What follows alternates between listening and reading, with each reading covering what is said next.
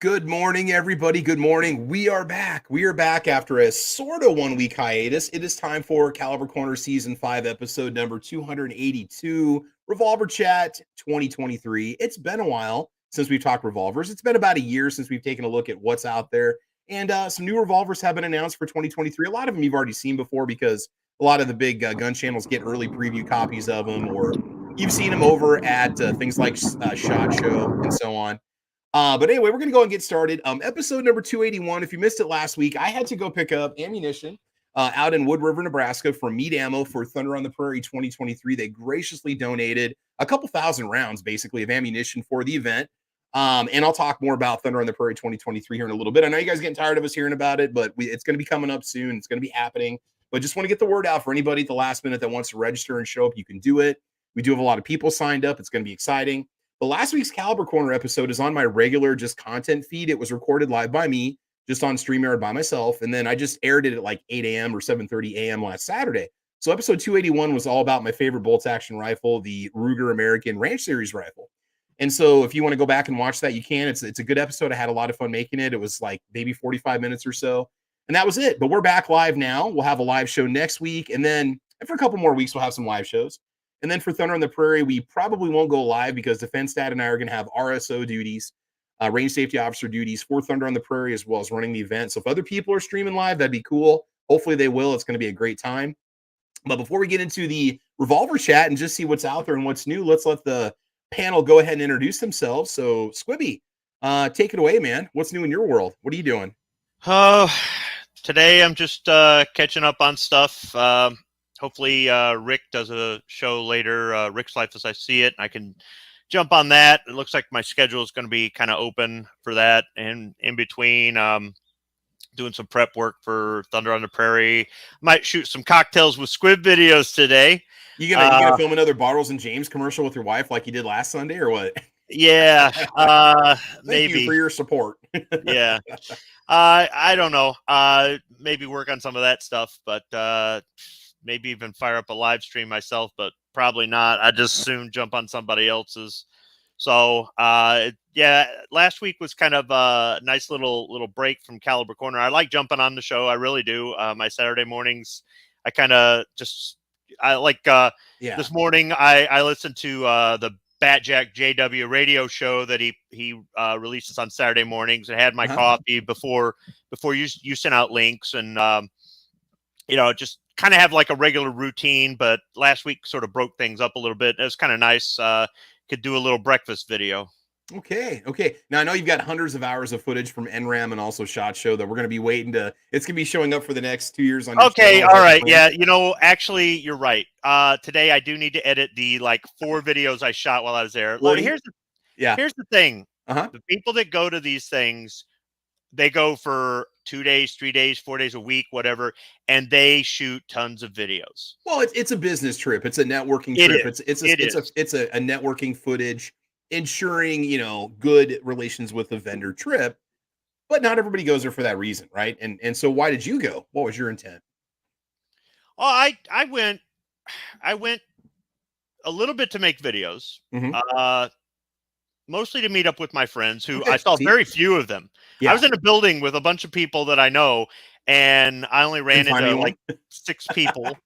But like you're saying, they go film their footage, and then they go run off to the editing room, and then they get the video out, and then they just go. It's like a relay race over 48 hours. Who can beat who to get the products featured, right?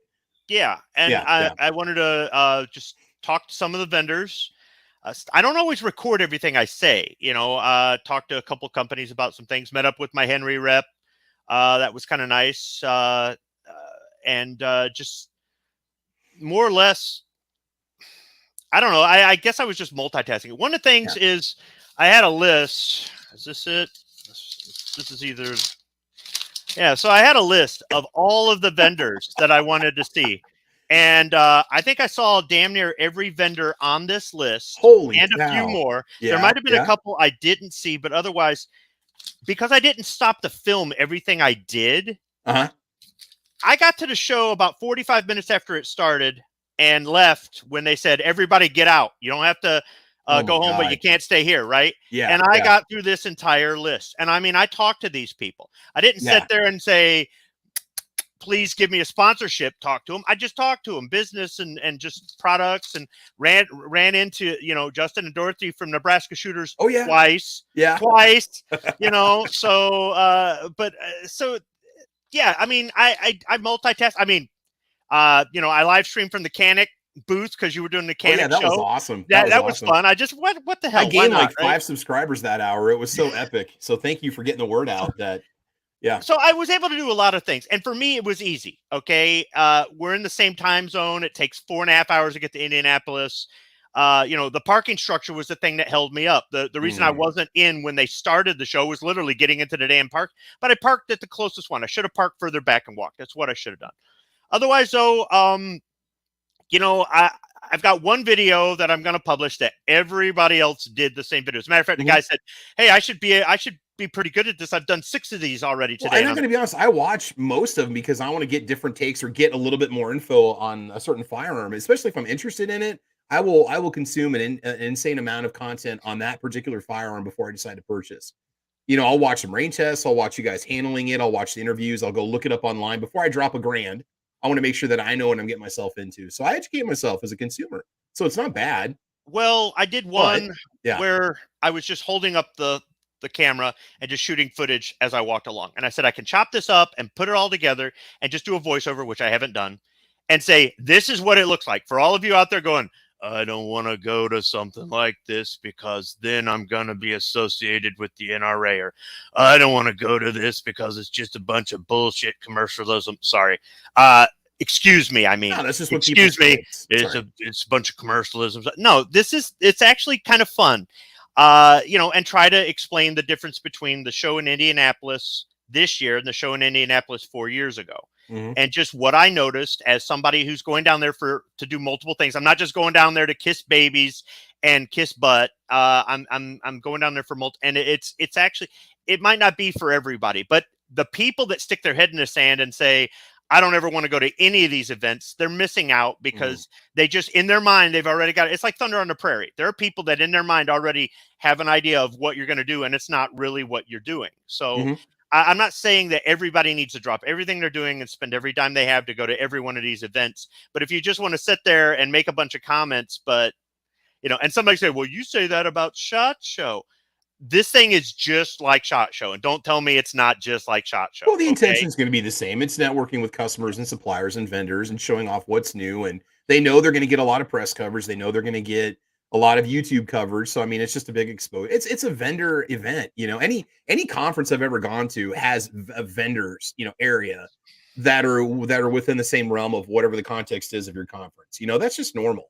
And so if you don't want to go around around a bunch of cool guns and ammo and knives and tactical gear and whatnot, then that's your loss, I guess I would say. You don't have to make videos. You don't have to be there trying to kiss butt to get a sponsorship or free crap.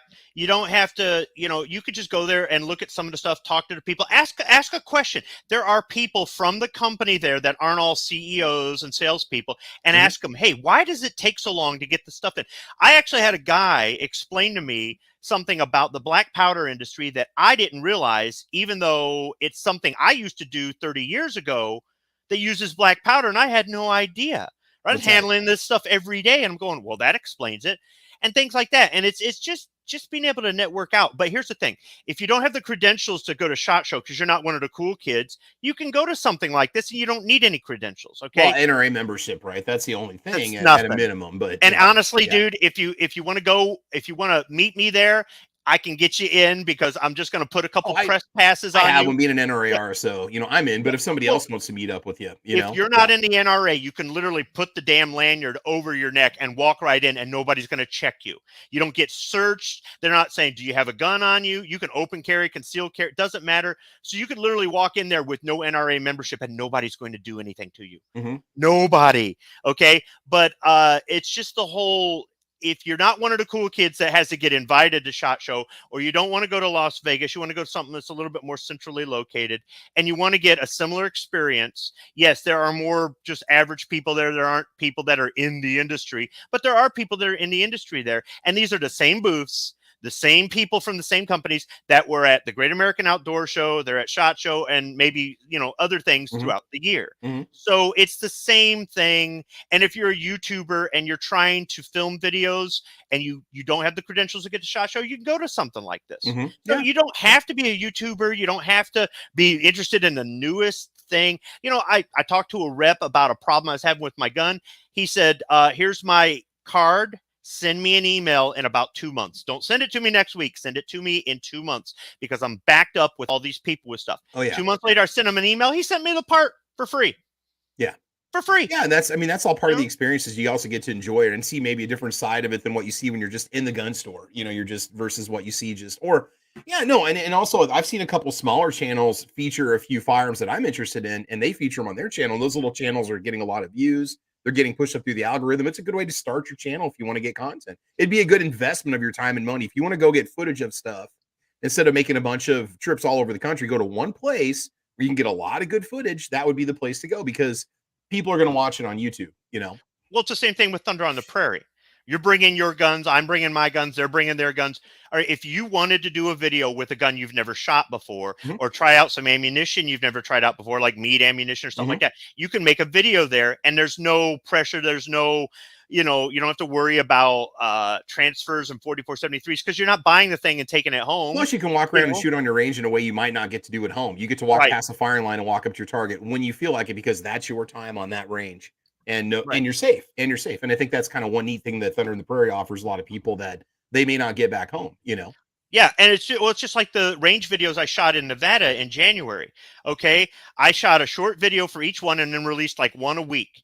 People always say, you don't do range videos. I don't like doing range videos. Dude, the weather out there. I mean, people don't know that about you by now. They just don't know you. They just, I guess, or they just are poking the bear. But the thing is, the weather was so bad. The wind was so bad. We literally were doing, one mag or two mags or, one cylinder, maybe two cylinders. And then we're like, all right, we got to get out of here. Stuff I thought it was bad in Nebraska. And I saw the bushes like 90 degrees sideways. It's like, God, that looks miserable out there in the sand and the dust and the dirt. No. But ordinarily, I like to shoot out in the desert. And here I did my range videos. And then I got a bunch. I got some people trolling the videos, or people had no idea the guns I was shooting. I mean, one of the guns I shot there's only 3 in the world that function. Okay, and I didn't get one comment on there going, "You got to shoot one of those?" No, you usually get, "Wow, it looked windier." "Hey, where'd you get those boots?" Or, "Hey, I like that. I got that shirt." That's the kind of comments you get sometimes. It's like, "Well, what about the video? What'd you think of what I did?" But I didn't want to do the, "Hi, I'm here at Joe Blow event, and I get to go and you don't, and I'm going to shoot this new prototype gun that probably won't make it to market, and you don't, and I'm only going to put 5 rounds down range, not because I don't have time or anything else, because that's all they're giving anybody." I would eye candy montage. I would have done more shooting if the weather wasn't so bad, honestly, but that's just it. It's just going to the range is such a pain. It's such a hassle. And I don't like doing those sorts of videos. So I do need to edit the NRAM videos today and get those. I'll release them. There are a couple. They're nothing special. I wouldn't even waste my time watching them. But one of them definitely, if you're interested in the Henry revolvers, it's actually just one revolver with 2 different grip styles. If you're interested in that, the video I have on that is the exact same, I'm sure, as everybody else's. So I wouldn't bother watching that. Hey, but somebody might not be subscribed to those other channels. You never know. I'm always discovering new pockets in the gun community of channels that I had no idea were out there that have their own island of followers just like us. I can think about Chris from the 740. I didn't know anything about him until one of his podcasts got pushed across my feed. I'm like, oh my God, there's like another 100 people that I've never even met before. They're all gun guys and gun gals that follow this dude. It's like, whoa, this is crazy, So, all right. We're going to go and move on. We'll go and move on with the introductions. Hell of an introduction today, man. Heck yeah, brother. All right. Single shot. How's your morning going? You good? Yeah, we're doing all right. Come down through a few rainstorms. Yeah. How's the audio? Yeah, you sound wonderful. Fantastic. Are you excited for today's topic? Are you a revolver guy or not? You sound like a revolver guy. Oh yeah. Okay. Oh, yeah. Okay. Because we're gonna several. Get into the different brands and talk about our favorites and our least favorites and all that fun stuff. So, yeah. Yep. Cool, man. Yeah. I've got a few of them. I got a few Rugers, single actions, one double action. So I definitely can put some input onto this with no problem at all. Cool. And we'll take a look at some of the new ones coming out, but some of these things are like super high end, $3,000 to $5,000 examples, and we'll maybe have a discussion on not is it necessary, but like what do you gain aside from just the prestige of owning that brand? Is it really that epically awesome or not? And my answer might surprise a lot of people. So so you're staying busy. You got any new content coming up on your channel? Anything fun? I have been so blasted busy, Travis. I really have. I prepared for this week's vacation to get down to Georgia, get the rest of my stuff and my lady and my kitty cat. So there you go, man. I'm going to be getting a lot on your plate, man. You got a lot on your plate. Oh yeah. Cool. I kind of hated to leave the house at this point in time because I'm going to have a hayfield when I get back. Oh yeah. It's gonna be heavy. So I want to say hello to the chat as well. Awesome. So, we're gonna give a shout out here in just a moment and say hi to everybody. And cool. Yep. Right on, brother.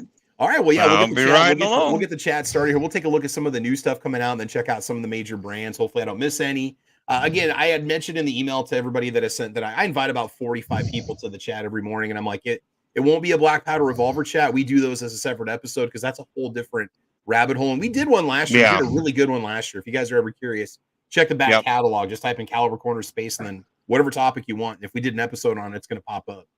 Or Travis P11 space and then the topic, and that should pop up also. Because we had a great black powder. Because I had a chance to finally shoot my black powder revolver for the first time last year and had a great time with it. So, all right, let's go ahead and give a little shout out on the YouTube side. Oh, by the way, for Single Shot's channel, it's single space shot ! If you're looking for his channel. You got to type it in just like that because there's a million Single Shot videos on YouTube. But if you want his channel specifically, and then you're also Daywolf over on Rumble, correct? Single Shot. Yes, sir. Daywolf, yes, sir. Daywolf on Rumble. Okay, so you guys can go over there too. So, all right. So give a little shout out on the YouTube side. Who's joining us this morning? Now that we've got the crowd here, now we can kind of get things started. Tommy Guns is out there. Tacos and French Fries says, FYI, the hot mustard Doritos are terrific. Squib, I think we got a food test coming up. Hot mustard Doritos. I like hot mustard. I wonder if they've got that horseradish burn on the back end. But okay, we won't make this a food chat. Ozzy Osbourne's out there. Defense Dad's out there. New York Outcast. Mountain View. Bear Paw's out there. Good morning, Bear Paw. We Sustain Germany's out there. Tommy Gun, Arm Rebellion 47. Tony York's in the house. Bearded Lunchbox is watching today. We got Kingpin in there. Squib Lift, Squib Load. The whole Squib Empire's out there. The Squibpire Strikes Back is out there. Let's see. Ozzy Osbourne's watching. GTP Productions. Patriot in the Dark.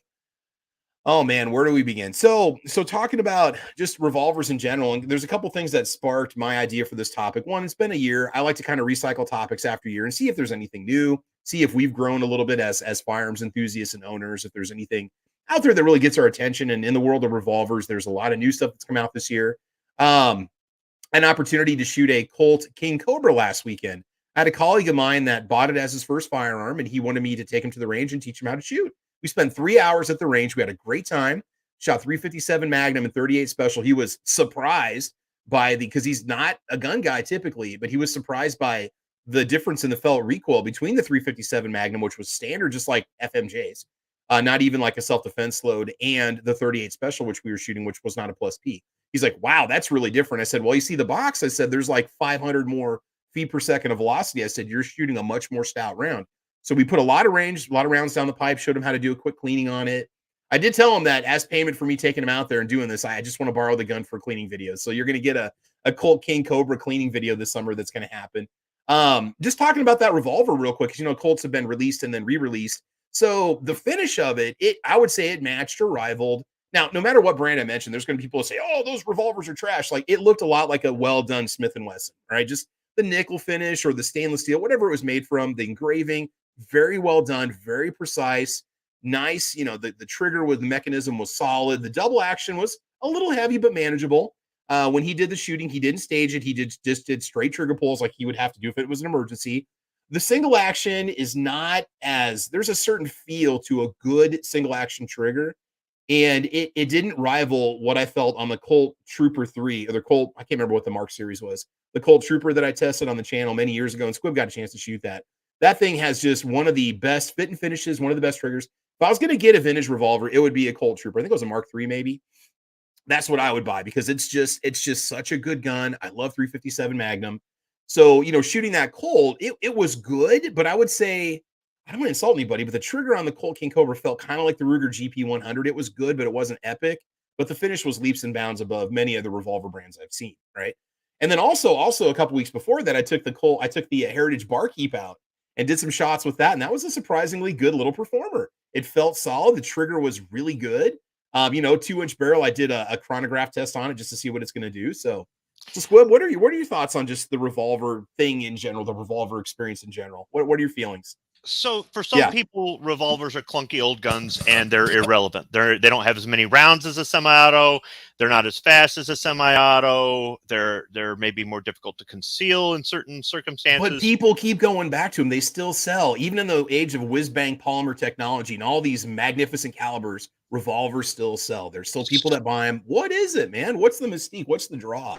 The two things that I would say are the reliability over a semi-auto and the fact that you can get them in big bore. Yeah, you can get a Desert Eagle and whatnot, but revolvers are designed. You can get something in a small caliber if you want, a small, tiny, lightweight, but if you want that big bore as your sidearm for bear country or something like that, then that's going to be probably a lot. You're going to have a lot more options with a revolver than you will with a semi-auto. So the thing is, there are people who've never shot a revolver, so they don't know. Or maybe the only revolver they ever shot was a snub-nosed 44 Magnum, and they hurt their wrist. So you're muted, Travis. Or I'm muted. Have you ever had a chance to shoot a snub-nosed 44 mag revolver, Squid? Yes, I did. We were at the range. I would love to forward you that experience this summer. we were at the range, and this guy wanted to embarrass me in front of my wife. So it was a single double action, and he's trying to show me how to hold it and how to cock it. To shoot it in single action, and he's telling me now be careful now, real slow and don't flinch or jerk it or anything else. And I shot one.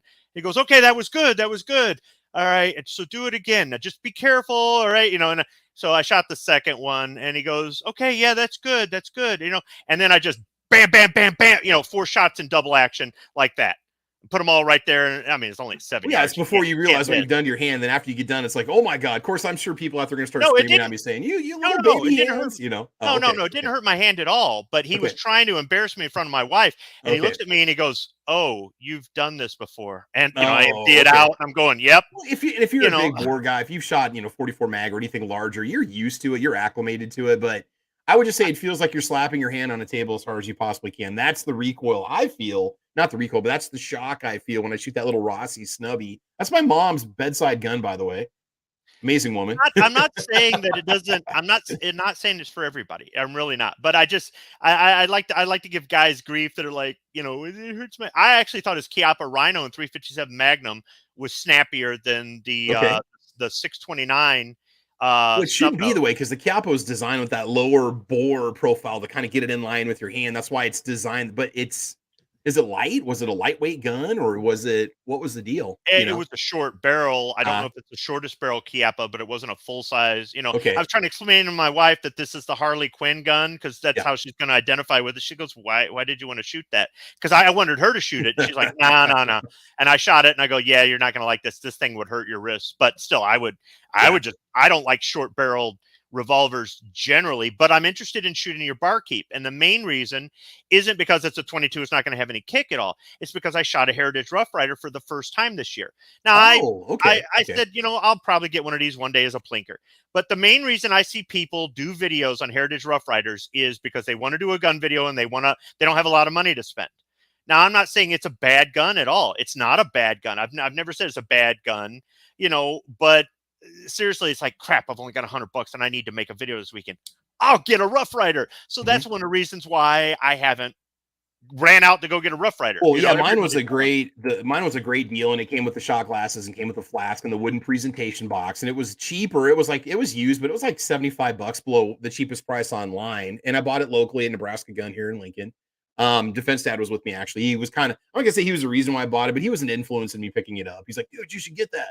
And it had the semi, it had a color case hardened finish on it, or the best that Heritage can do for a color case hardened finish, you know. And it's just a neat little gun. It's got, but I mean the heft and the feel, it feels like a more of a mid-size revolver in your hand. It doesn't feel like a little pocket revolver. You know, it's got some weight to it.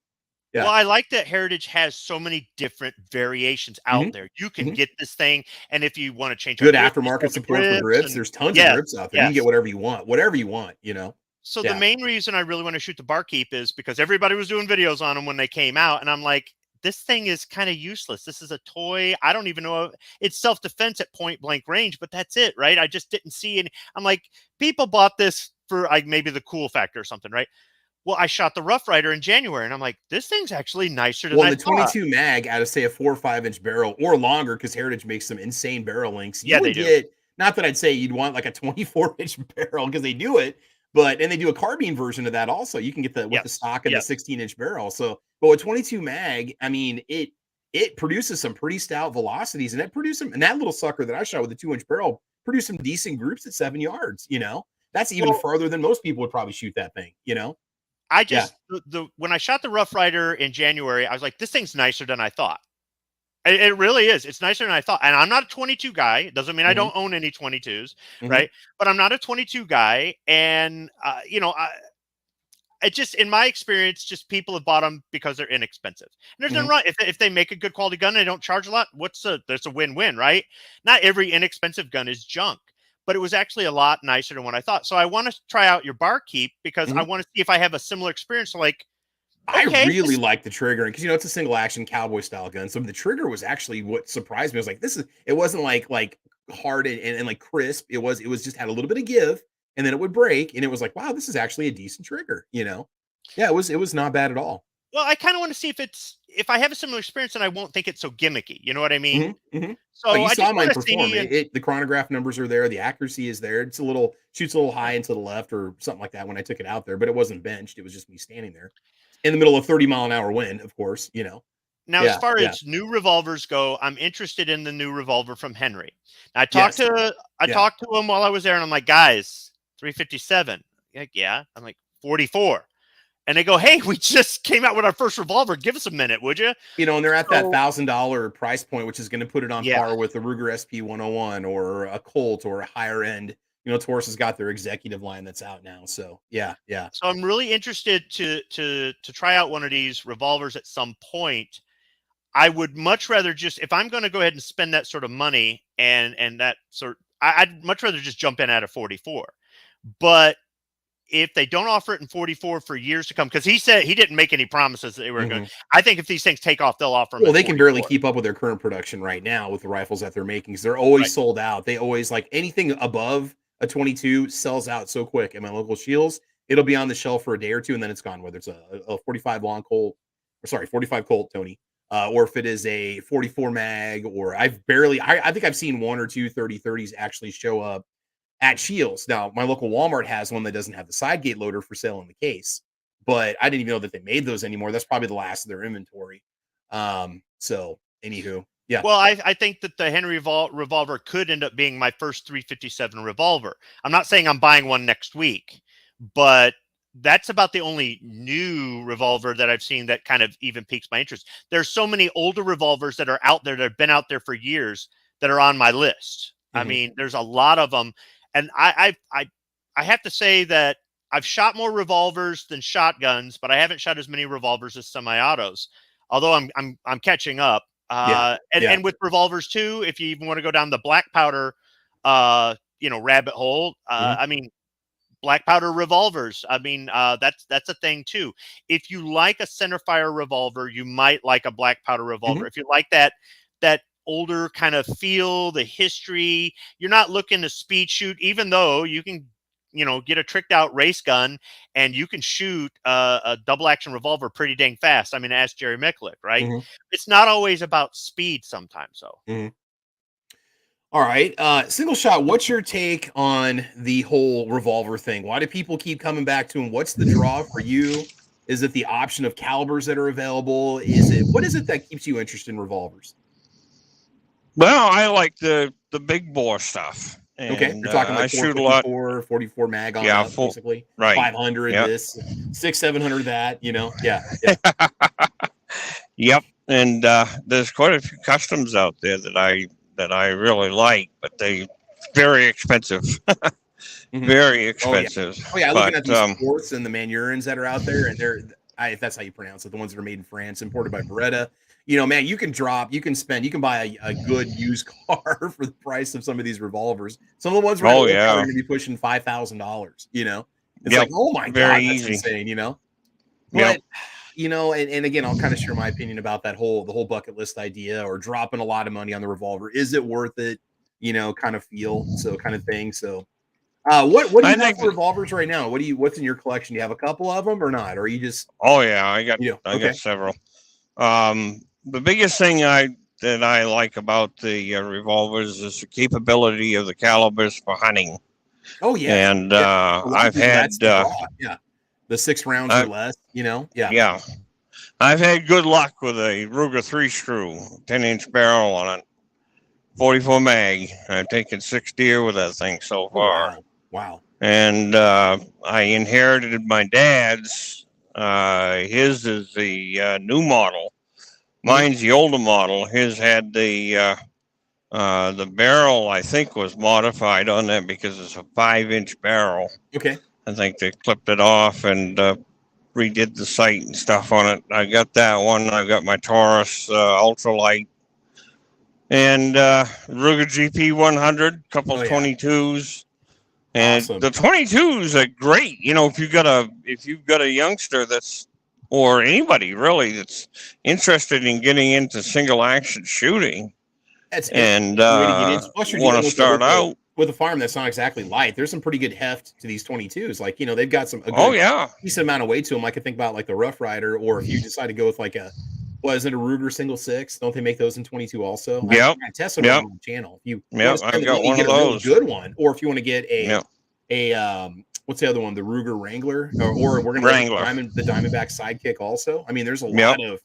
That's a cool one too. So the Colt Diamondback in 22 would be the one I would want. Oh, there you go. There you go. That's a prettier revolver. One, so yeah. There. No, I was talking about the Diamondback Farms, the Sidekick, the one that has the swing out cylinder with like 9 shots or whatever. If you don't want to mess with having to take the whole cylinder out like you do on the Rough Riders and stuff, but. Getting into competition, you got the Single Action Shooting Society. Those folks that may be interested in something like that. That's a good way to get into shooting single action revolver.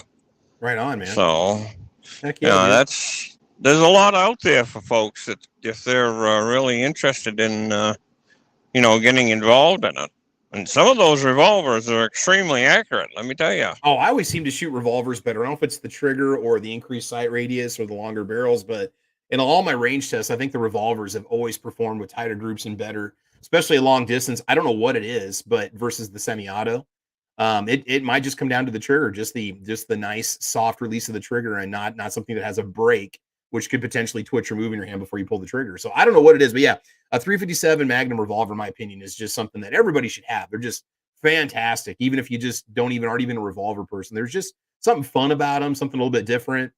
Somebody made a cool comment out there. What was it? Somebody said that Tactical Fuzz says the reason I like revolvers is because I'm getting old and I don't want to bend over to pick up the brass. That actually is a thing. Okay. As a guy with my grandpa gets lightheaded every time he stands up or bends over and picks something up, but he's about 90 at this point, so it's understandable. I can tell you that. It's kind of, and what's interesting is I've gotten brass from people shooting revolvers who don't reload, and they just usually just dump it in a bucket on the bench, or just put it right back in the box anyhow. So when they give it to me, it's already set up in the box, and this is for you. I don't reload 38 special or 357. This is waiting for you when you come here for Thunder on the Prairie. So last time you gave me some of that stuff, Travis. Yeah. Last time you gave me some of that stuff, I held on to it, and then I went ahead and I deprimed it and tumbled it to take to NRAM to give to Rick, who didn't go to NRAM. So yes. but yeah, isn't it? You just got the box right there, and you just empty it out. You just put it right. You don't have to. Yeah, it is comfortable, and you kind of have a slower pace. You kind of enjoy it a bit more, And again, just a good trigger, but being in control of such a powerful handgun and knowing you can shoot it well.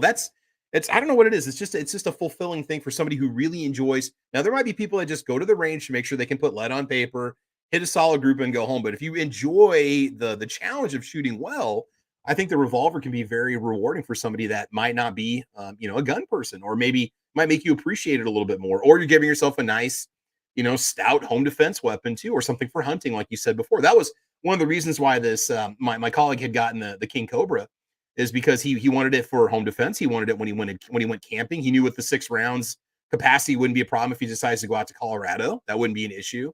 He just wanted to have it around. And him and his wife are looking at getting another gun. They want to get something semi-auto. So I said, well, we'll bring a couple of my guns out. You can test a few and see what you think. Shoot the Walther PDP, shoot the G17, shoot the Beretta, whatever. And so he's getting into guns now, which is kind of neat that it was just that he just thought it was time to get one. Him and his wife had a discussion, and now he's becoming a firearms person. He's pro 2A, he's conservative, and he's for the Second Amendment. He just didn't really grow up in a house full of guns, and now in his mid 30s, I suppose, late 30s, he just feels like it's time to get armed. And what a good way to get into it. I mean, everybody should start off with, a good solid revolver for their first gun if they can. Most of us did anyway. That's how a lot of us kind of cut our teeth on handguns, was shooting a 22 revolver, an H&R back in the day, or a Wrangler or something along those lines, or a single 6. So yeah, I do think that if you're into guns, or for whatever reason, and you're looking to learn some more, or you don't want to just, it's the same 4 guns, or if you're a cop, the same 3 guns, shooting a revolver, especially if you're going to the range with friends, is a good experience. You might shoot it and go, okay, this isn't for me. Or, I'm not spending $454 Casull ammo prices, but that was fun to shoot. Yes.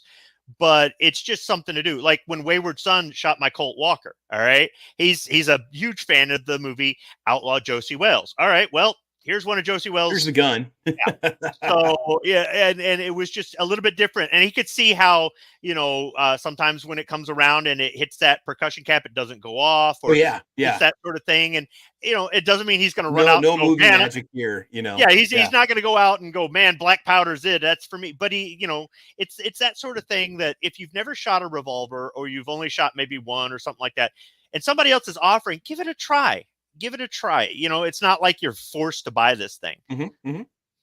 Defense Set out there says, I'm not really a revolver guy, but I do enjoy my Windicator occasionally. And the Windicator is one of the least expensive 357 mags that you can buy. Defense Set, I don't remember what you paid for, but I'm pretty sure it was under $400.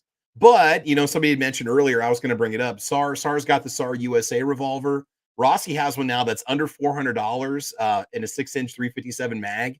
Their new like RS69 or 669. We'll take a look at that here in just a little bit too. We'll kind of do a scan of the major manufacturers and see what's out there. Now, real quick, I want to answer a question that popped up earlier. Somebody was asking about a Taurus 66 used. Should you buy it? Depends on the price. If it is cheaper, way cheaper than buying a new one, say $100 or $200 below the price of a new one, yes, maybe. But is the warranty going to cover it if it gets out of timing, or if there's any issues? Bearded Lunchbox, do you know how to work on the gun yourself if something happens to it? Does it have a lot of rounds through it? Has it been beat up really? I mean, I've always been a little leery about buying, used revolvers. If I did, it would have to be something with a stout provenance, like say a Colt Trooper Mark III or something along those lines. Man, I would honestly just say get a new one, just so if there's issues, you can always send it back in and get it. The Taurus is making some great revolvers. They've been doing, the revolver game has been solid. And there's always people that complain and say, well, mine got out of timing, or mine blah, blah, blah. Well, I mean, they sell a lot of guns, just like Smith & Wesson. There's people that complain on some of my Smith & Wesson videos that they bought one, or theirs gave nothing but fits and it's been back there 2 or 3 times.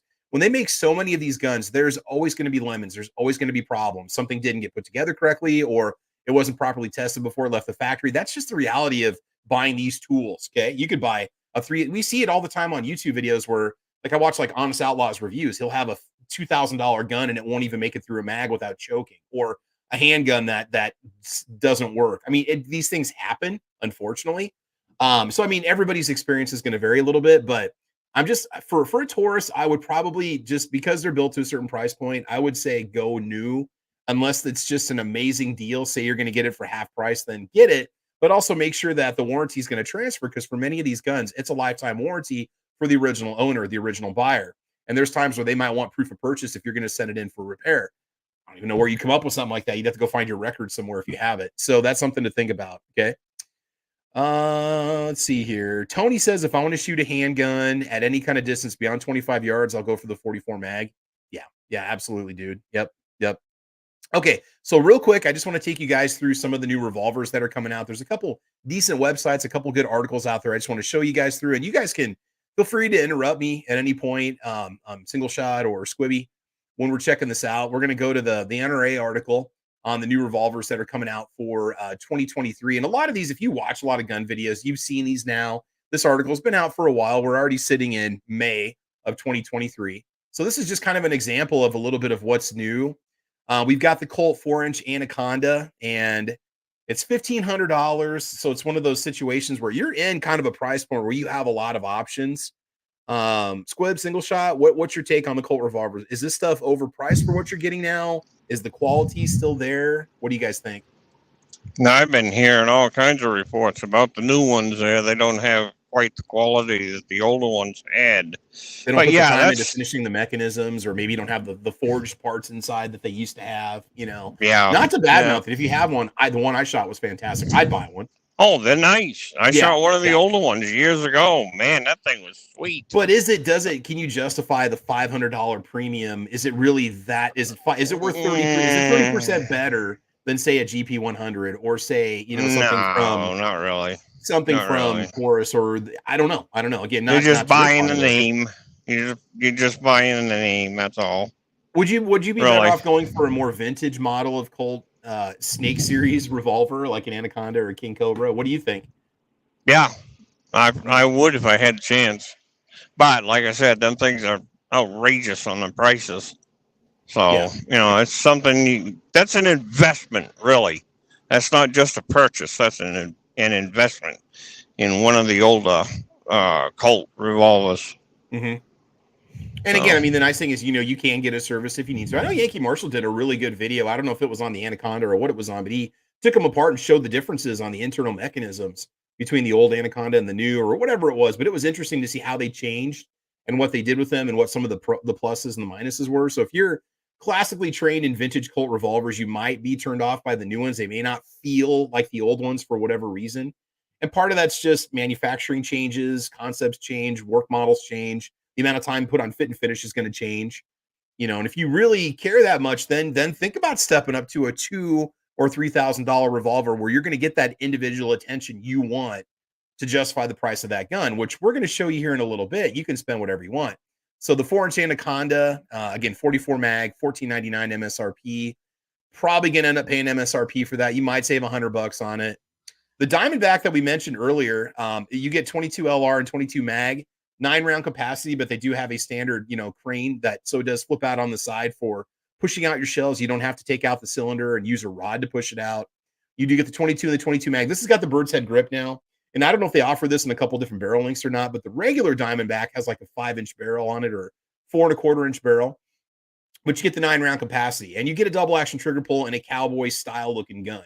So it kind of is a hybrid pistol, if you will. It just kind of single action, double action, old West style looking gun, 22. The nice thing about these now, I will say this, the Diamondbacks are now going for under $200 on, if you go over to gun.deals, because when they first came out, they were $399 or $349. They were much more than like a Ruger Wrangler. You could buy almost 3 Rough Riders for the price of one of these. But now the prices are down. It might behoove you to go out and do some research and watch some videos on them, and maybe decide if that's the way to go, because having the 9 rounds is really going to speed up. Or it's really going to speed up that. It's going to increase your shooting time when you're there, because you don't have to take the cylinder out and poke out the shells individually. Not that it's a big deal, but it's a bit annoying on the barkeep and the Rough Rider to do that. But then again, you're getting a $100 gun or $125 gun. So Armed Rebellion 47 says, I love revolvers, especially in stainless. There's nothing more beautiful than a revolver with wooden grips. Yeah, the GP 100 that I got to shoot, although it had a rubber grip on it, was just awesome. That belonged to Stan over at SS Pawn. Now we get into Korth. Okay, Korth is $5,000. Okay, so I'm not going to badmouth it. If I had the funds, if I had the way to do this, I would buy one. because I'm getting to the point now. I'm middle aged. I enjoy bucket list items. I like the enjoyment that a higher end product is going to give me. But Squib, tell me something here. Is it worth $5,000? Have you shot one? Have you held one? What do we know about quartz? Do you have any experience with them at all? Have you ever had a chance to look at one at NRAM or SHOT Show or anything like that? Do you know? Not even on my radar, dude. If I'm going to spend $5,000 on a revolver, it's going to be a Colt. It's going to be a Colt from the 19th century, and it's going to be the real deal. I was looking at those back in January, and one day I will have an original, a first gen single action army or something like that. Nice Smith and Wesson. Can't even say it right. Smith and Wesson here. Smith and Wesson number 3 would be nice, something like that. So when you're talking $5,000 for a revolver, I mean, I'm not saying it's wrong to spend your money that way. If you've got the money and you want to buy it, by all means. But this just doesn't even pique my interest. Going back to the Anaconda at the top, if that's $1,500, right? And let's just say, for the sake of argument, I could get a used Anaconda in decent condition for say 18. I'm buying that used one. I'm buying the the original before they stop making them, the older or the first gen or whatever the heck they want to call them. Anaconda. Now, if a first gen Anaconda in great shape is $4,000, then yeah, I'll dump 15 into a current production one. But $5,000 for this quartz, it might be worth it to somebody, but for me, it's not. Just like I have guns that I know there are some people out there say, you paid how much for this? I won't pay that much. Hey, dude, that's you. Whatever. So I just, other than the name, which is part of the reason, like what Single Shot said, you're paying for the name in some cases, and that's fine. If you are brand loyal or you really like the company, their business model, what they do, that you like their customer service, you like something about, then there's nothing wrong with sticking with a brand. I mean, there are people out there that are brand loyal to Honda. There's an important there's an important quote that I will always remember from Risky Business. Honey, if you want Sony, go buy Sony. You don't go buy RCA. Yeah, and that's just it. We all have our preference. Well, some of us do. Everybody has their Sony, you know. Some people don't have any, and that's fine. That's just the way you are. It's just like the minimalist versus the pack rat, right?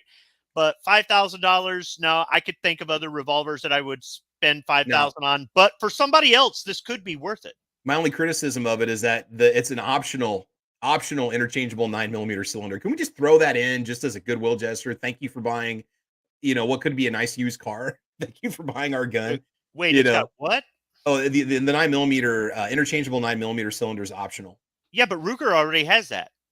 Ruger has a 357 that you can drop 9mm in. No, the point is that they don't just give you the cylinder. It's a $5,000 revolver. They don't give you the cylinder. They make you buy it extra. What? Yeah, it says optional.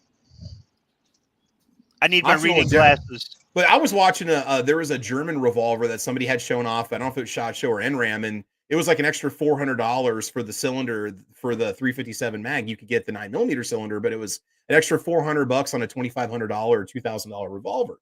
But part of it is that it has to be hand fitted to fit the revolver. It's like it's a custom job to make this cylinder for your current revolver that's also going to be running 357 mag. Okay, real quick, Single Shot. You look that up and fact check me on that course. Single Shot. What are your thoughts on the $5,000 revolver? Is this the thing for you to get? What do you think? Well, if like you said there, if that's your deal, then go for it. But good night, that's a lot of money. Yeah. I could pay off a dozen of my house payments for that kind of money. So that's. But I'm not going to talk because I also dropped, $1,600 on an AR-15 that shoots just like my $400 AR-15, but I wanted something that had that SOCOM pedigree. I wanted something that, has some lineage to actual combat that is going to perform, that's been battle tested.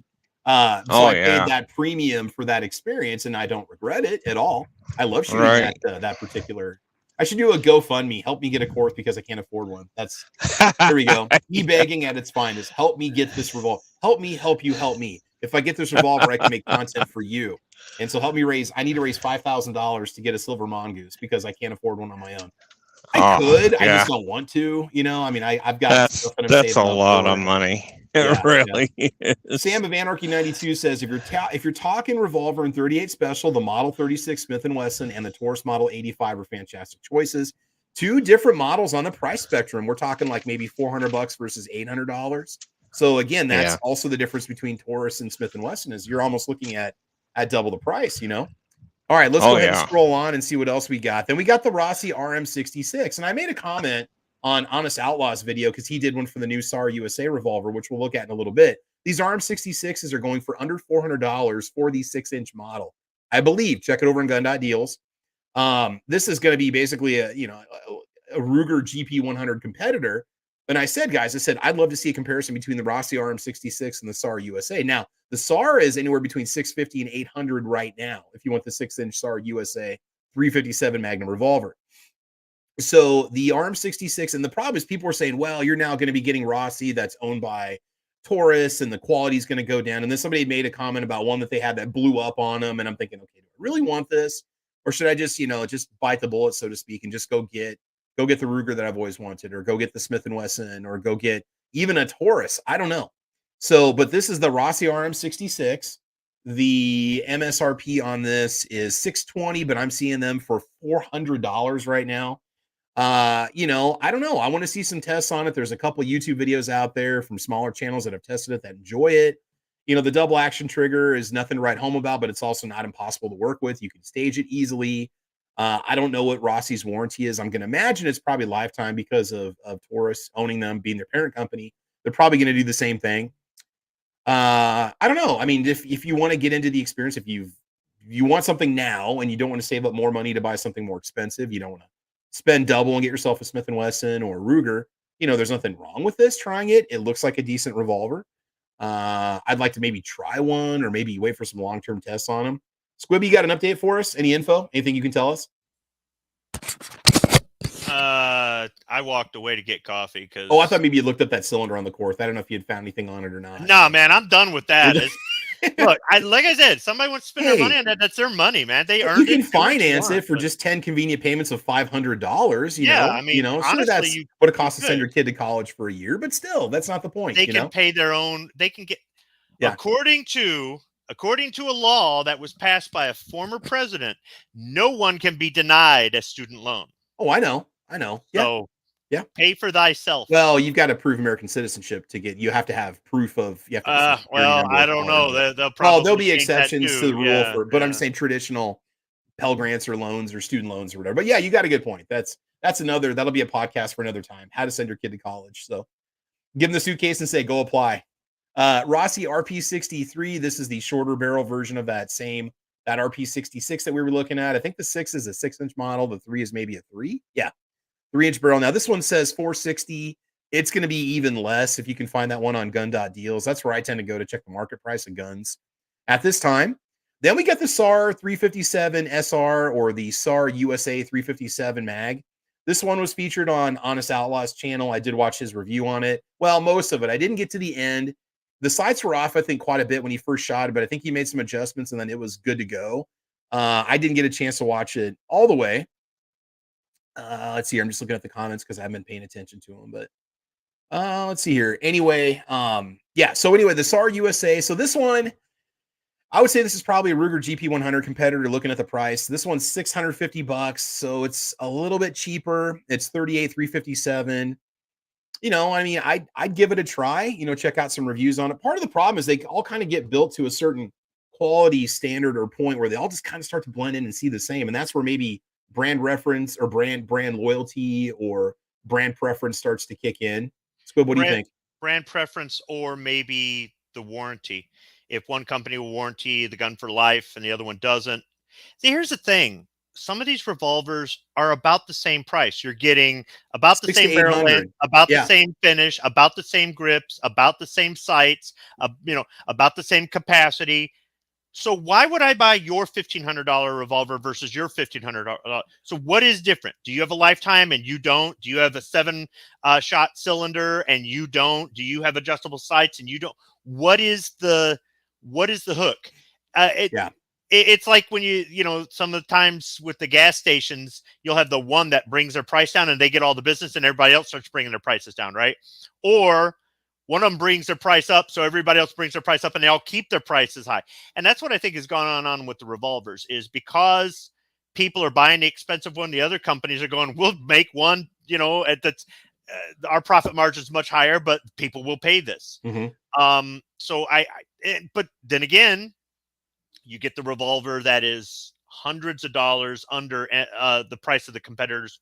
What's wrong with it, right? Yeah. Well, or the cylinder's optional. Scott was saying he wasn't impressed with the SAR. Seems like he had some accuracy issues, and he was also shooting like a lawman, like I don't know, spear lawman rounds. So you might want to try some different types of ammo through it too. So, single shot. What do you think about this? I mean, do you think a $600, $500 revolver can perform as well as say an $800 or $900 revolver? What are your thoughts on this? He might be away from the camera here for a second. All right, single shot. When you get a chance, come back and we'll get your answer on that here. We'll keep on scrolling to see what else is new. Now, Taurus has got the Toro concept that they now applied to one of their revolvers. This is the 605 Defender. We've seen a lot of videos on these, and so you've got yourself the Hollow Sun red dot on the top. It looks like you don't have a rear sight for this particular setup, but maybe you can take off that red dot, and you might have a plate that's going to have a rear sight on it. I'm not 100% sure. It says it's an optic-ready revolver. For people who demand magnum level power, the 605 has 5 shots ready to go.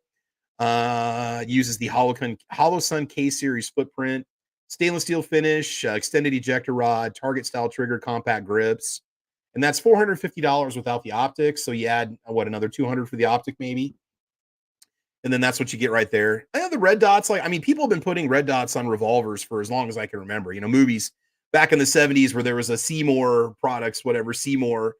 Big red dot on the top of the revolver and the guy shooting it at the range. I remember seeing that as a kid. Squibby, what are your thoughts on the optic on the revolver? What do you think about that? Because revolvers can be difficult to shoot well, but I like it as an option for somebody who wants to use it. These aren't in my wheelhouse. I have no interest in these. I'm not saying they're bad. I just have no interest in these.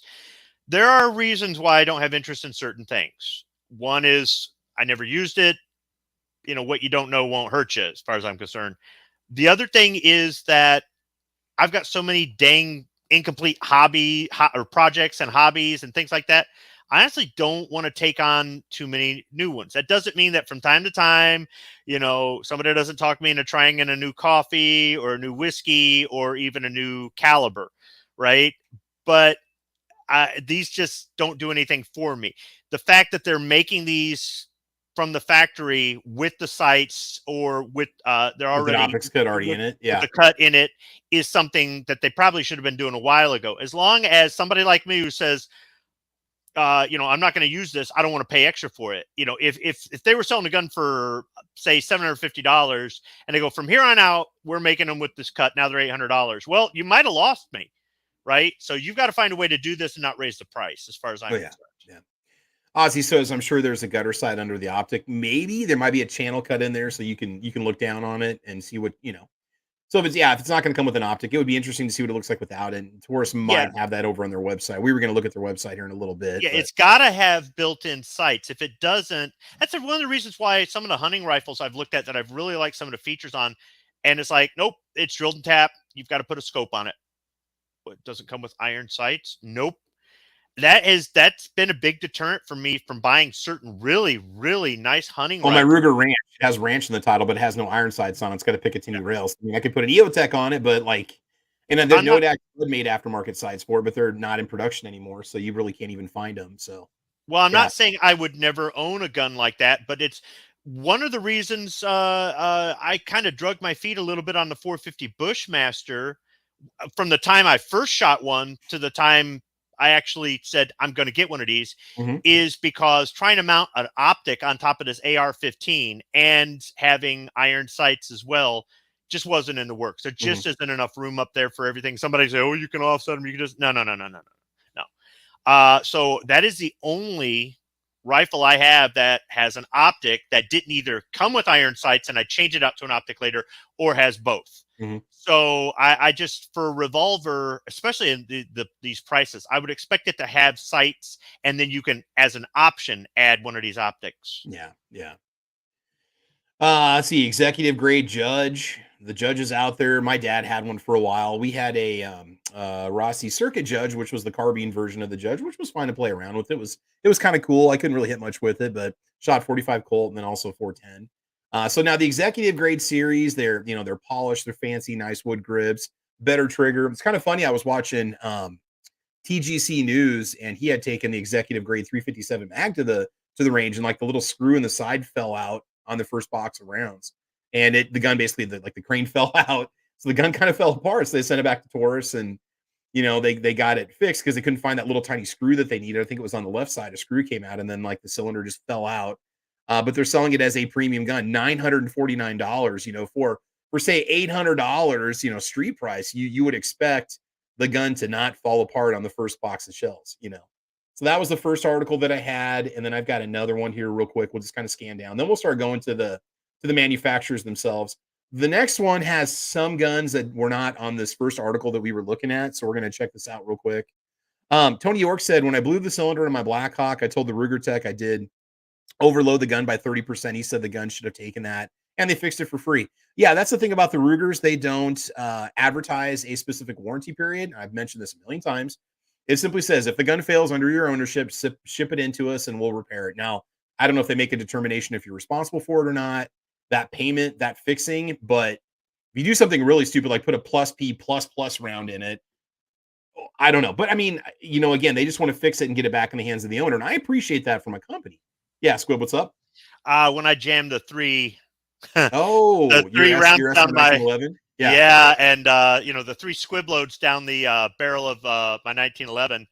I didn't even think to contact Ruger. I just started looking around for an aftermarket barrel that was plus P rated. Was that underloaded, undercharged hand loads, or what? What was it? It was not long after I got into reloading, and it was right before I got into YouTube, and I walked away. I was setting everything up assembly line style, and honey, and I went upstairs to go open the pickle jar or whatever. Oh man! Came back down, and yeah. So these were not. They didn't have powder charges in there, and I heard pop, and not really a bang. And I thought, oh, okay, that's weird. Fired again. Pop, no bang. What the heck is going on here? Third time, pop, no bang. I'm like, this is bad. You should take the barrel and just cut it, like do a cross section of the barrel with those slugs in it. You should just, I have the barrel downstairs, and it's got scorch marks because I tried taking a punch. I put it in a vise, and I took a punch, and I tried to. Oh, there's and the lead was just caked up in there. So yeah. So I took a propane torch. Yeah. Said the steel has a higher melting point than the lead. I'll melt the lead inside and let it drip out. All I did was turn the barrel purple. Oh.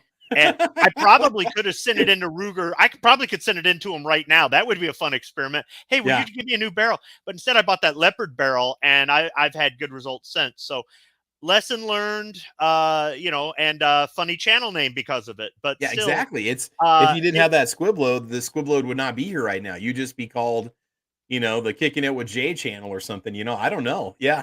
But because that SR 1911 didn't have a lifetime warranty, not even a limited, because I bought it used. I bought it from somebody, right? It would have to have a lifetime transferable warranty. Because that wasn't a thing, I didn't even think to call Ruger. Yeah. Question from GSB9. Why do you think Smith & Wesson's DX removable sight system hasn't become more widespread, makes the front sight replacement really easy? The cost of manufacture, the time it takes to make it, or what do you think? Yeah. If it's proprietary, they probably not giving the rights to anybody.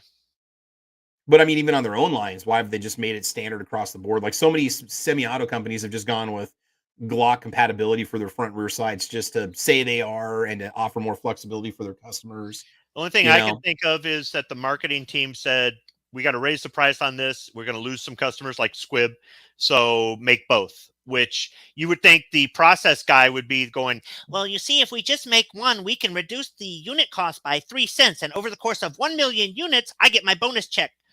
So because on the manufacturing end of it, it's politics. It really is sitting around a boardroom table trying to figure out how to squeeze another penny out of a rock. So yeah.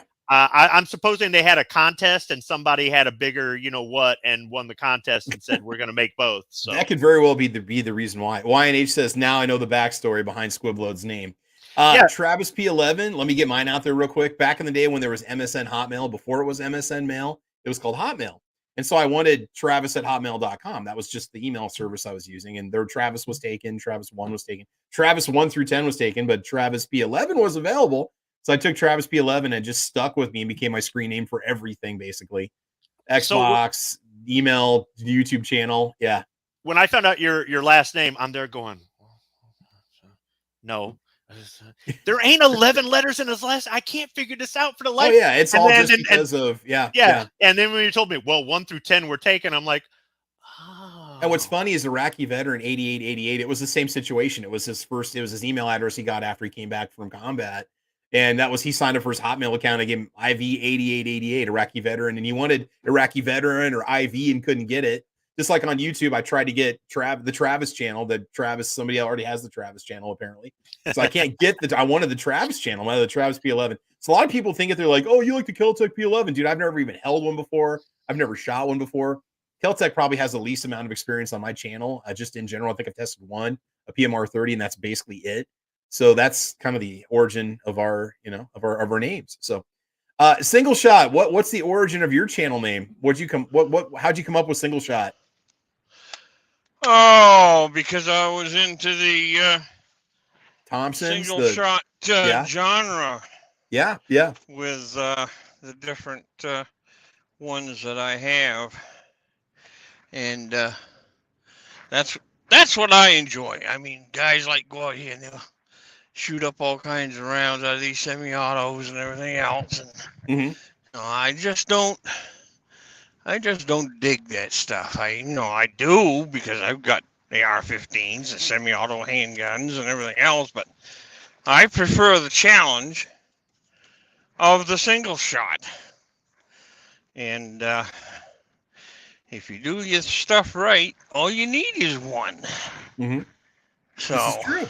Single shot, that's it. It only takes one. It's all about shot placement, kids. Yeah. That's right. Oh, man. You get enough practice, then you can do that kind of stuff. Boy, that's a pretty one you got sitting there. We got to get Squib back here because this might convince him to go the premium route for Revolver. So this is the Manurin or Manurin. I can never pronounce it. It's a French company.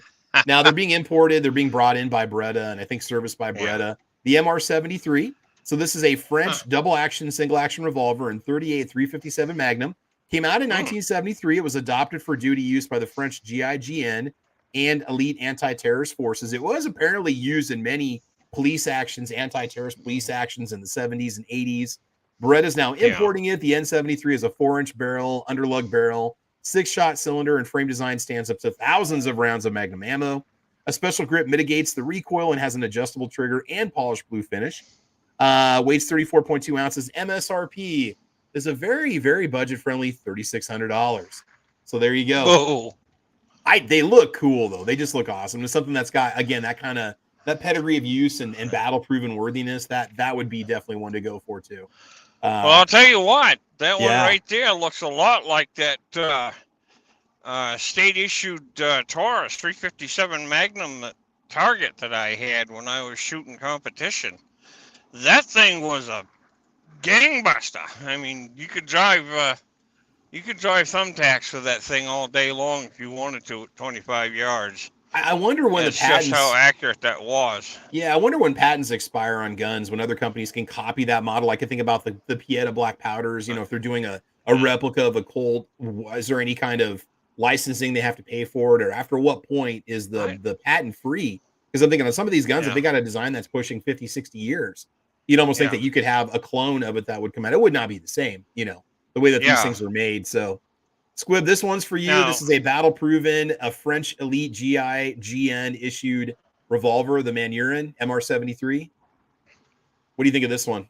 $3,600. Come on, man. You want one. It's supposed to be a surplus revolver.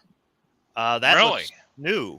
Well, these are made new. They've been importing them for a couple of years now. Beretta is importing them. These are new production.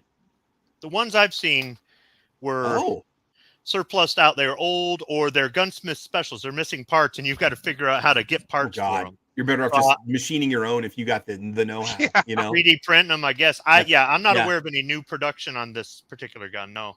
Yeah. It's kind of cool, man. Yeah, no, these. Yeah, they've been importing these. So that's your black powder.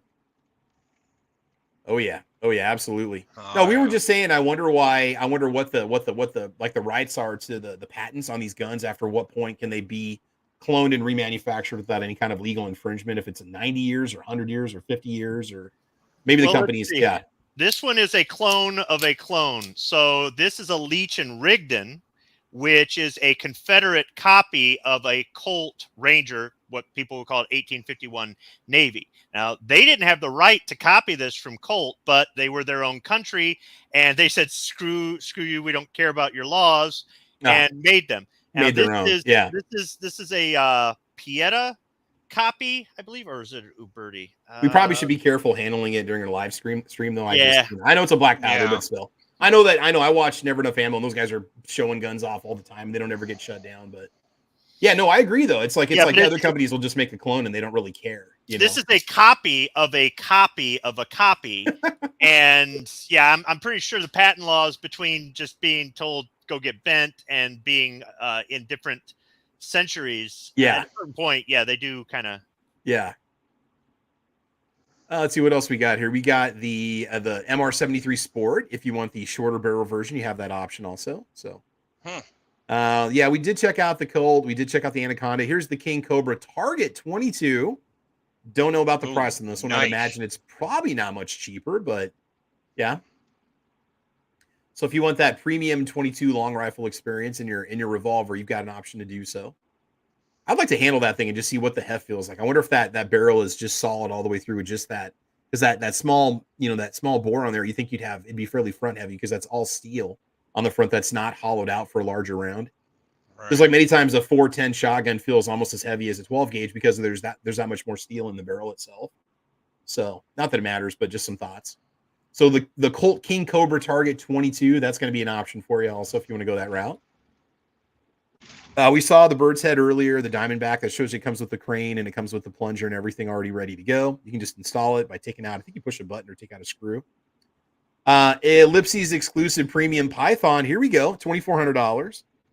This is done by Tyler Gunworks. You've got elk stag grips, Colt medallions, lavishly engraved on 2/3 of the surface. 6-shot double action, single action revolver. Go kind of classy, That's your barbecue gun right there.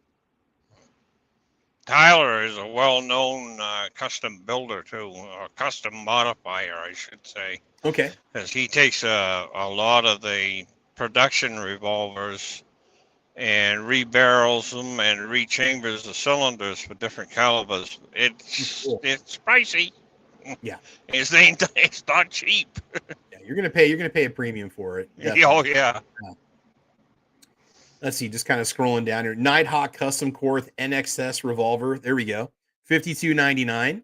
That might be the most expensive one we've seen so far. That's more lightning cuts on a gun than I've. Wow. Again, if you have one, great. But I mean, it doubles as a cheese grater. Like you can shred and the cheese comes out of the barrel. You can hold your block of Velveeta up against it, and the cheese. Yeah. I mean, man. Tell you what, that's pretty interesting. A ventilated barrel shroud with a Picatinny rail just behind the gold bead, protected front sight, plus a rail below the sight on the underlug. Oh yeah, you got a pick section on there. Could you SBR that and put a vertical foregrip on it? You could SBP, short barrel pistol. No, how does that work? SBR? Could you SBR your pistol? You could. If you want to put a VFG on there, get a tax stamp on it, and somehow figure out a way to put a stock on there. There's a lot of possibilities. This could be like the premium version of the Rossi Circuit Judge. There you go. All we need is like a pistol grip that has like a Picatinny rail section on the back, so you can put your buttstock on it. I'm just talking stupid right now. We're gonna pass on that. We're gonna keep moving on. Part of me is intrigued by this thing, but then the other part of me is just like, what in God's green earth is this thing? But I'm sure it's cool. I'm sure it's cool to shoot. So there, 50.7 ounces. My God, that weighs as much as a small child. Here, hold my baby. All right. RM669, we talked about that already. The RP639, we talked about that. The Smith & Wesson X-Frame Model 350, so in 350 Legend, which I remember Walmart saying that they weren't going to carry handgun ammo in their stores, but they have 350 Legend, you know, like and 22 long rifle. Yeah, it's like, oh, we don't carry. We're only going to carry calibers for guns that we sell, is what they said back in the day. And then we're not carrying any black rifle ammo or handgun ammo. Apparently, other people don't do research, but hey, we'll take it. They don't know what a BFR is. So the 350 Legend, what is that going to compare to ballistically out of the 7.5-inch barrel? What would that compare to revolver wise? Is that going to be more powerful than a 357 Magnum? What are we doing here with this? I'm confused. What are you going to do? It was probably maybe it's 350 Legend, but I'm like, I wonder what the draw to something like that would be. A 30 caliber? I don't know. That's the first I've even heard of that. I mean, yeah, my question is why, when you can get a 357, other than you could carry the same in your sidearm as in your rifle. That's the only reason why I would say, because, and I'm not saying that 350 Legend out of a decent barrel length revolver wouldn't be cooking along, but it's the same bullet as a 357 Magnum. Seven shots though, because it goes to 11. It goes to 11. It's got 7 shots. So it's a long case, so you can pack it with more powder. So I'd imagine it's going to have more velocity than a 357 Magnum. But I would look at this as a compatibility issue.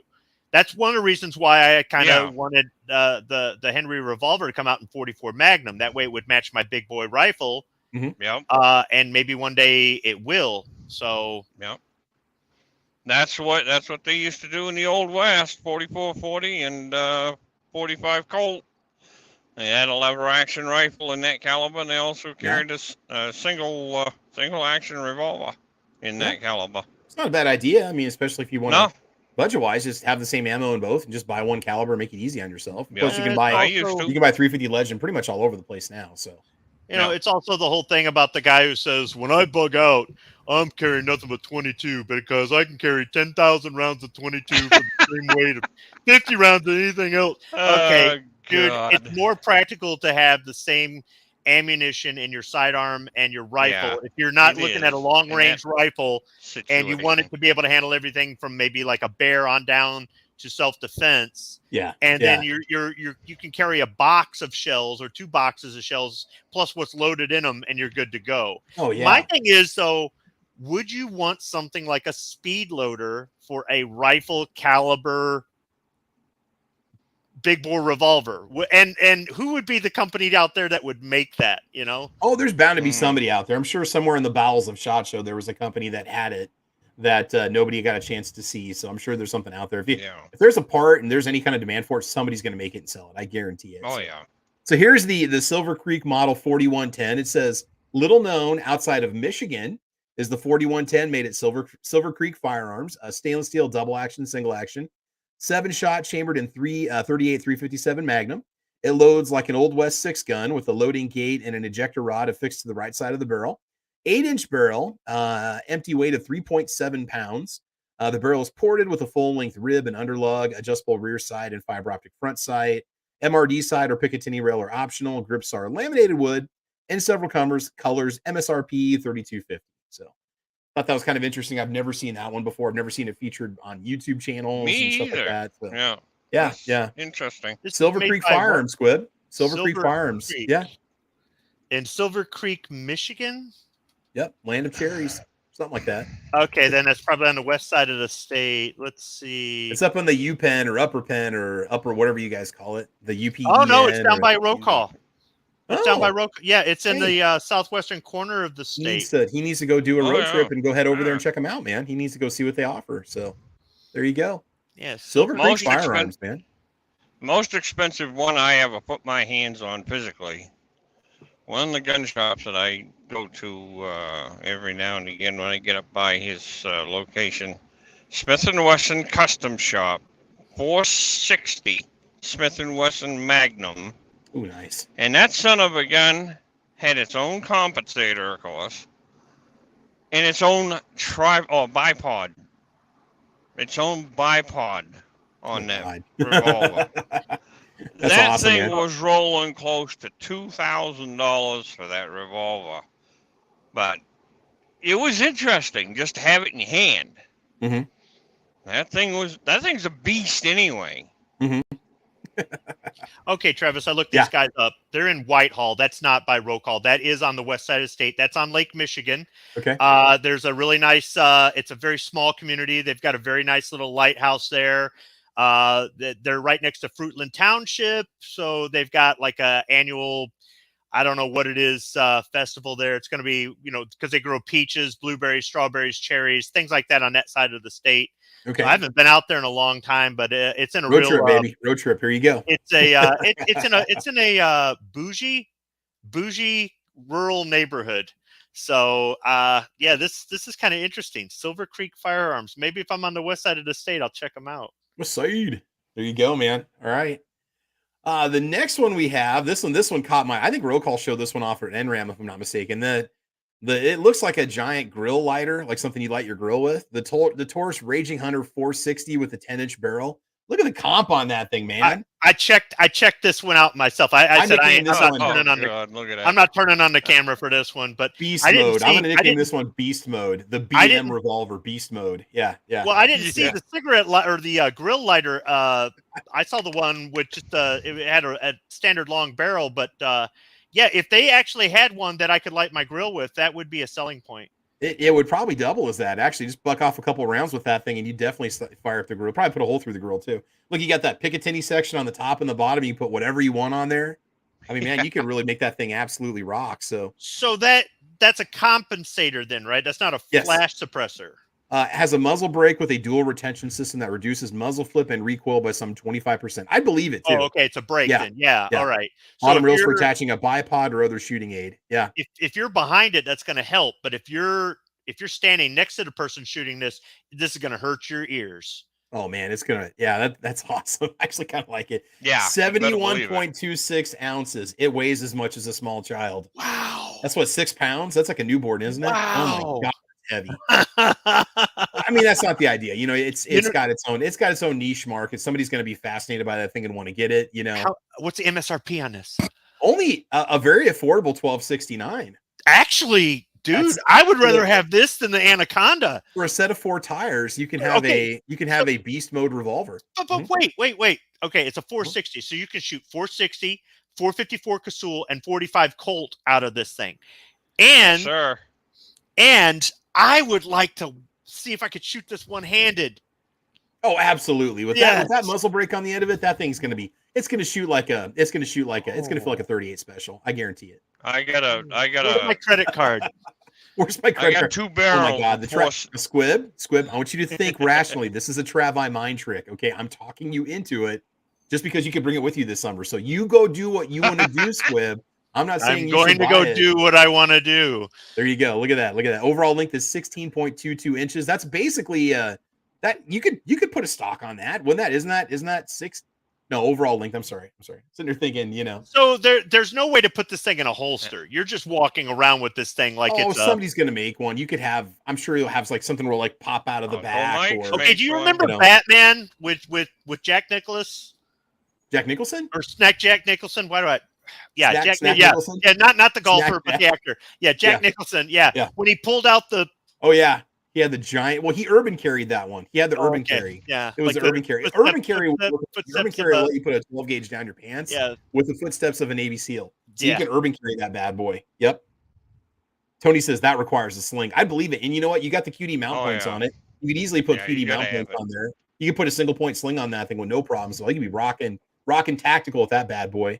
Put a streamlight on the bottom and some QD points up on the top and just let her rip, man. Get yourself an EOTech on the top of there. Put a 552 on there. I'm telling you, man. You guys are ready to rock. I got 2 barrels for the Encore. Yes. I got 2 barrels for the Encore in 460. I got a 15-inch pistol barrel, and I've got a 22-inch stainless steel rifle barrel.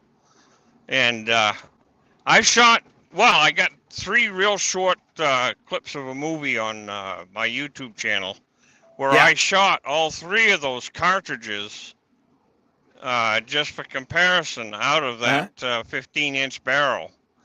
And I had to go to my wrist support for that for that beast when I put that 460 round in there. I'll tell You're you. like, yeah. Kevin Hughes says it's a monster. So, yep. Oh, she's a brute. Tony says it requires a sling and a chiropractor. So, and that's coming from Tony. And that guy just he eats and breathes 44 Magnum like it's nobody's business, But no. Raging Hunter 500. Here you go. At an even cheaper 1060. So there you go. And you can, yeah. So the only appeal to the 500 is to say that you got a 50 caliber. The 460 is actually do you more need powerful. any more reason than that? That's reason enough, if you ask me. That's the Humvee of handguns right there. Come on, man. Nobody needs a Humvee, but everybody wants one. Yeah. You can shoot 3 calibers out of the 460, and it's more powerful. So, but the Raging Hunter goes to 11. Other guns go to 10. This goes to 11, Squib. That's why you get it. Oh, it goes to 11. So it's higher. It's like 460, but more. It's like going from a V6 to a V8. That's what it is. I mean, in terms you can understand. So, but no, you're right though about the caliber compatibility. That would be awesome because you could shoot the lighter, 45 Colt rounds or bounce it up to 454 Casull or whatever, And there are some very stout 454 rounds out there you can go with also. Some very nice. And I don't have any experience with 460 itself. But yep. There you go, man. You can have it on a bipod just sitting behind you on display all day long for people to look at. I mean, it's the perfect just all around gun, Oh yeah. Get your QD mount on there, put a single point sling on the bottom, and you're ready to rock. So, okay, moving on. We're almost done with the website. I don't do single point slings. Oh yeah. I don't like wearing my gun like it's a tie. I know, wear it around your neck. This I think was Vaporware at SHOT Show. They were claiming to have a working prototype there, but it never happened. The Zinc Bullpup 357 Magnum, the RZ MK 357. It's just kind of a work in progress, I guess you could say. I was hoping to see something that was going to be functional. Yeah, kind of an interesting design there. If it would happen to blow up, it would probably take your hand off just because of the way that the way it's going to go. Everything's just right above your hand instead of in front of you. So bullpup style revolver, cylinder is placed directly atop the grip frame. It looks like a semi-auto with a big bulge on the rear. That slide is a cover enclosing a 4.75-inch barrel and cylinder with a rail on top. At the left rear of the cylinder enclosure is a latch that releases the cover to tip up on a hinge at the front of the frame. There's also a safety lever on the front in front of the cylinder. This is a 6-shooter and double action only, 6.85 inches and weighs 33.5 ounces, made of stainless steel with the black or silver finish and black checker grips. So the Zank RZ MK 357. So you know what this looks like? I don't know. You tell me. A flare gun, basically. I don't know. If you stenciled M&P on the side, New York Outcast would be all over this. The M&P BP, the M&P bullpup, M&P BP. I mean, BP 357. It would be New York tactical, right? So, yep. Sam of Anarchy is just out there making a wish list of all the things he would buy with $5,200 instead of that gun himself. He's like, I could outfit my entire family and give them all a case of ammunition and have money left over. It's like, yeah, probably. Oh man. All right. We're going to go ahead and get away from that website. Cause this is just going down the rabbit hole and this could be an expensive day for Squib. Just real quick, we'll make a little scan here, just checking out the major brands, and you guys let me know if anything looks appealing to you. Just checking out, Smith & Wesson. I could limit it to one particular caliber if you want to. I think I went 357 maybe on this one. I did not. 116 different models that Smith & Wesson currently offers. Where to begin? Maybe at the range, if you can rent one, think about what caliber you want, what you want it for. What's the idea behind it that might fuel which caliber you go with. Budget, you're looking at anywhere between $500 and $800 on up, for a decent revolver, $1,000. Some of these are made with different types of materials. They're lightweight. What do you guys think about the concealed hammer? Are those a little bit smoother to shoot than just a traditional single action, double action? What do you guys think of? Do you think are those triggers ever enhanced or gone over a little bit to be a better pull or not? Or are you still getting the full pull? The ladies like those, so they don't have to worry about it. The snagging on stuff. Yeah, it might be a good deep concealed carry if you're going to carry it as an extra, just so it doesn't get caught on anything when you're trying to pull it out. I don't think I've ever shot one with an internal hammer, and I understand. Yeah, the reason is so it doesn't get snagged. It does make it a little bit bulky. I've seen the ones with the hammers that are really trimmed down. Right. External hammer, but it's like you're you're going to poke a hole in your thumb trying to cock this thing. Yeah. I don't understand the point. Yeah, they still have one in there that's some of these really get up there in price, like the 340 PD 1139. I don't know if they have like scandium frames or titanium frames or whatever, but deep concealed carry. How those get expensive. Wow. I've heard problems though about that. So with the scandium, it's lightweight, but I've heard that it's so dang light that it just makes it snappy and uncomfortable. Or I've heard that it's just it's too much weight reduction for the caliber that you're putting through it without making it just generally unpleasant. That's what my 44 Magnum Taurus is. That's that scandium.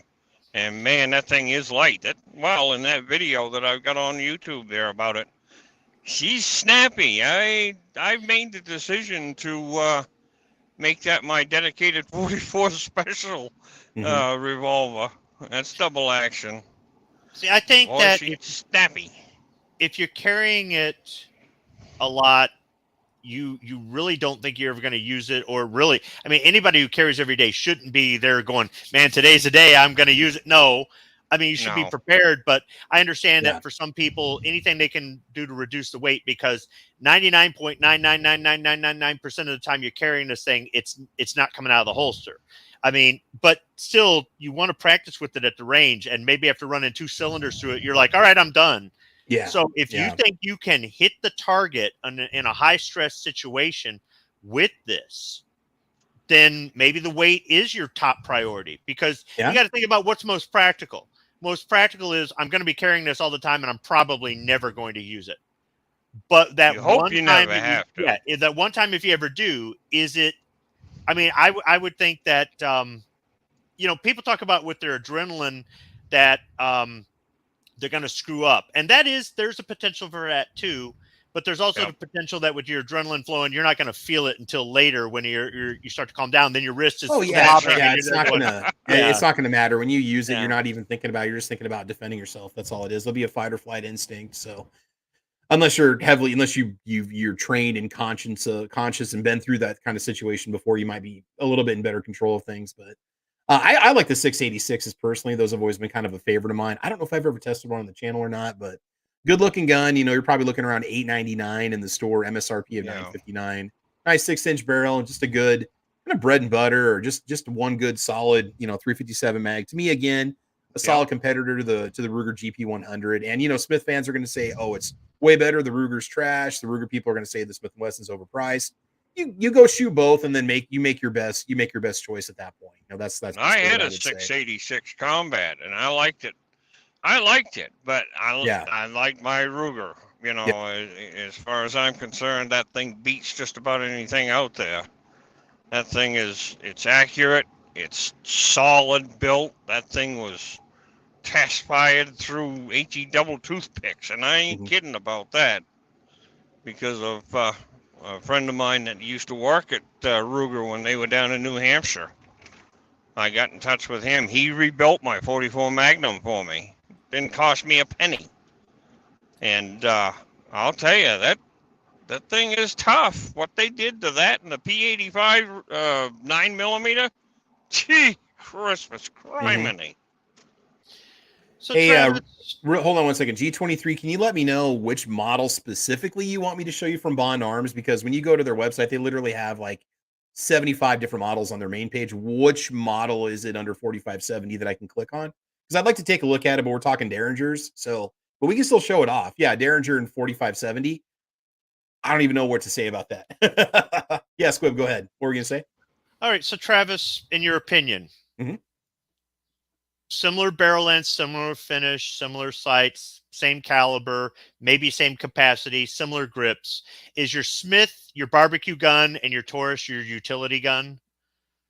Yeah, because I mean, you're going to get any Smith & Wesson. I think that's more of a universal wrecking. Oh, it's a Smith & Wesson, and then non-gun people probably wouldn't even have never heard of a Taurus before, but they would know Smith & Wesson. Yeah, if you want to impress people, you've got to have the brand. You've got to throw it out there, because we're such a brand. So many people are so heavy into their brands.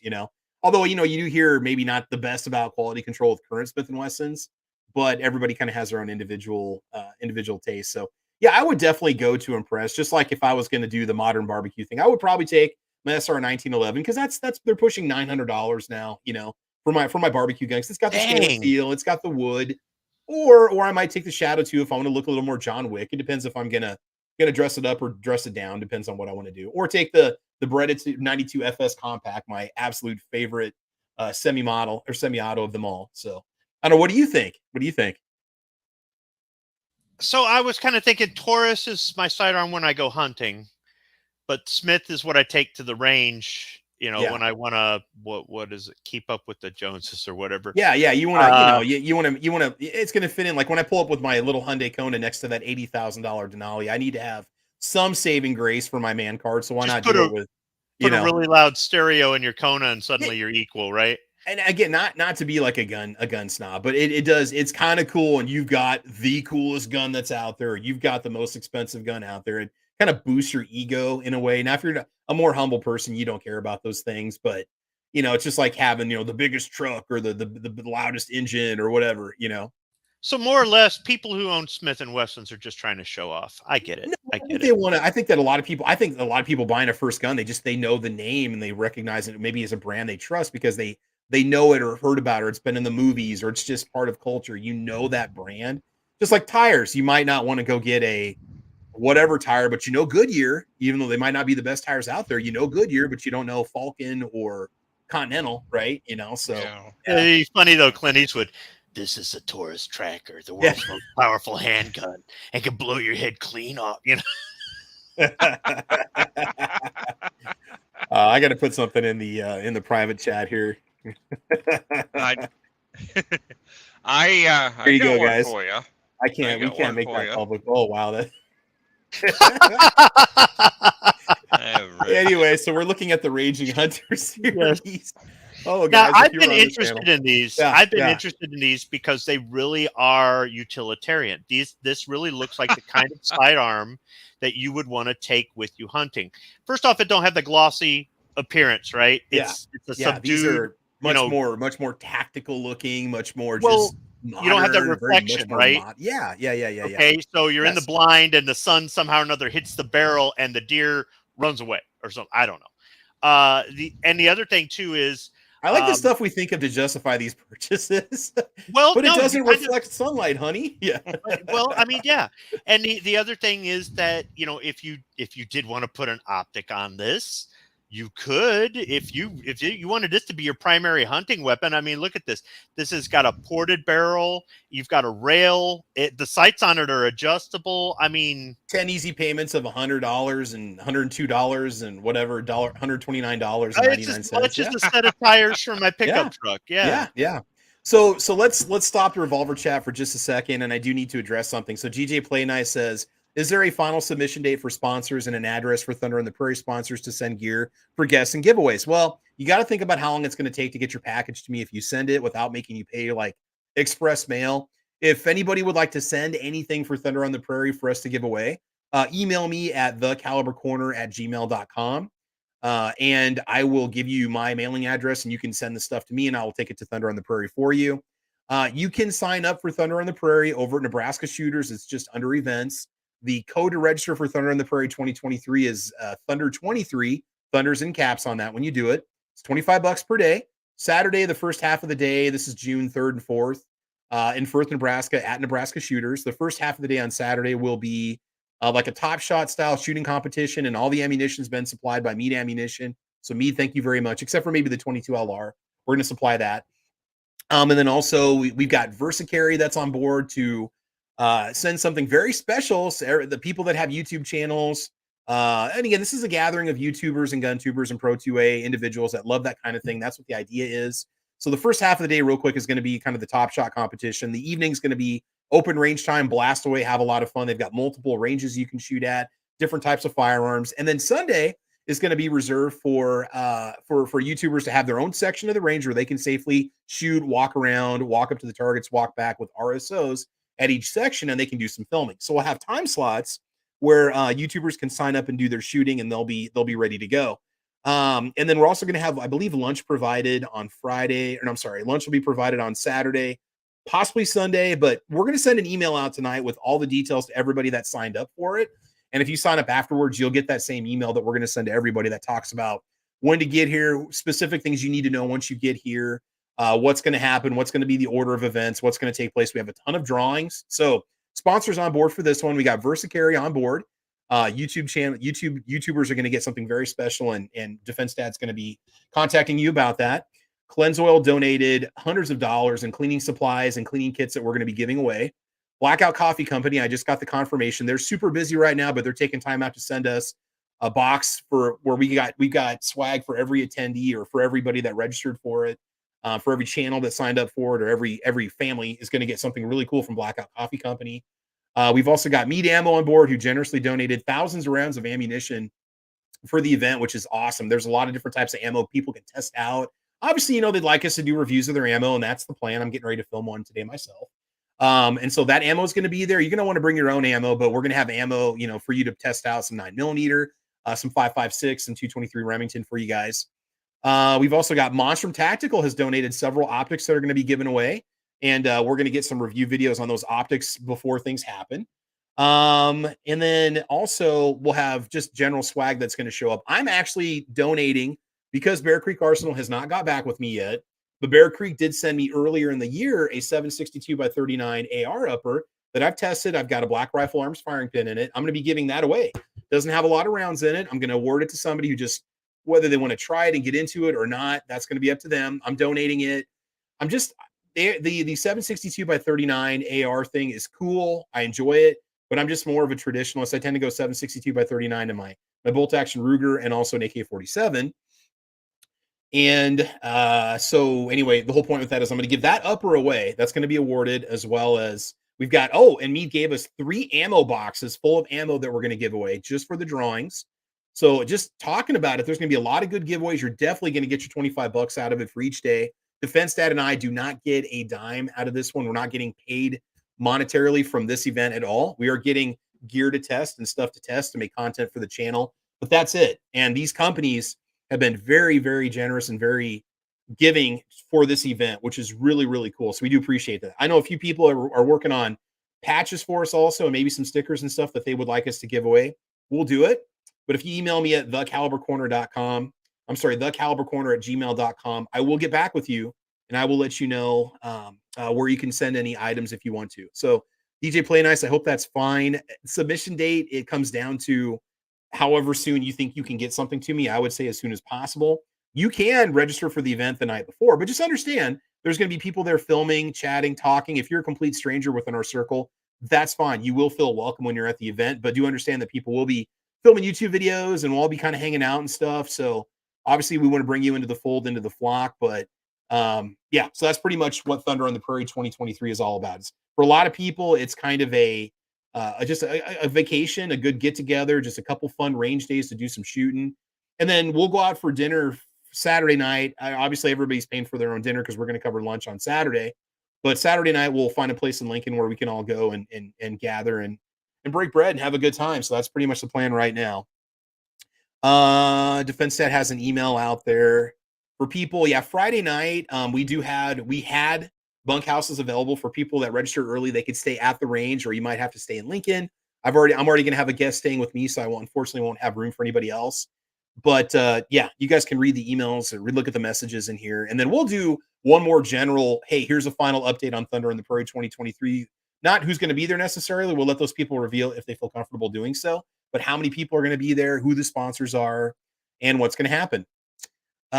You could always send one of your Glocks to Terran Tactical and John Wick it out. That'd be one heck of a statement barbecue gun. This is true, Sam.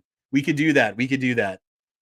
Am I printing anything for Thunder in the Prairie for sponsors recognition? Printing anything? No, we're just announcing it in social media on Instagram. I'm putting it out there on Facebook. I've made several videos about the sponsors. We're mentioning them. We're putting links to their channels. We'll have links to their websites when the reviews come out, when the Thunder on the Prairie 2023 summative video comes out. Yeah, so I mean, anybody that's donated to the event, you'll see it in our summary video of the event, who donated, who gave what. And I've been mentioning it every show. I've also put out several posts on YouTube and done videos about it too. So yeah, I'm still talking about it, Squib. I'm just letting people know that because I don't know what else we can do for the sponsors. We're doing reviews of their products and putting links out there. So that is what we're doing for everybody that is that's there. So yeah. Oh, and I don't know if you mean like to gather more sponsors. I've contacted a few companies, but it's very limited, who wants to work with us with a time frame that we have for this event. So that's pretty much what I can tell you guys right now. So that's going to happen June 3rd and 4th, Firth, Nebraska. Go to nebraskashooters.com and get yourself signed up. Go under events, Thunder 23, Thunder in caps is a registration password, and you are all set to go. So that's essentially what's going to happen. So I hope that answered all the questions. So, all right. Yeah, Defense Dad said, we're going to be meeting up tonight. We're going to put out an email with an update for everybody so they know what's going on. Okay, so G23 said the Bond Arms 4570 is Cyclops. Oh, there it is. It just showed up on the main website. Let me see if I can bring this up for you guys here. Can I do a search for it and bring it up real quick so I don't have to click on a bunch of CYCLOPS? All right, let's see if I can find this because I'll share with you guys here in just a second. There it is, the Cyclops that is new. Okay, so it's not a revolver, but we do want to show this off for G, if I can ever get the website to open, which it doesn't want to open right now, of course. There we go. Okay. All right, so 1 second. We'll stop sharing from the Taurus website, and we will go over to Bond Arms for just a moment and show you guys what we got going on here. Bond Arms Cyclops new. Here it is. So this is a break action, single shot. There you go. 4570, 4.25 inch barrel. Grip material is B6 resin. Grip size is extended. Fixed sights. 28 ounces, one shot, single action, trigger pull weight 7 pounds, trigger guard. Yes, one even has the Cyclops face embroidered on the barrel. Oh my God. Okay. Could we say this is answering a question that nobody asked? Is that one of those moments or what? I don't know. What do you guys think? I'm not rushing out to buy one. I can't even begin to imagine what that would feel like. I don't know. Would it just feel like a turbocharged 45 long cold or what? What are you guys thinking? What's this going to feel like when you shoot it?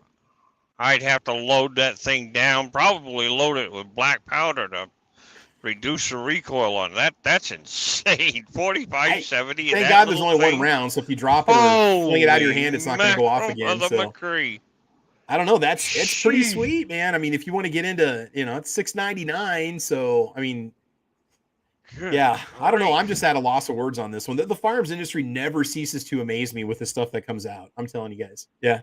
Yeah.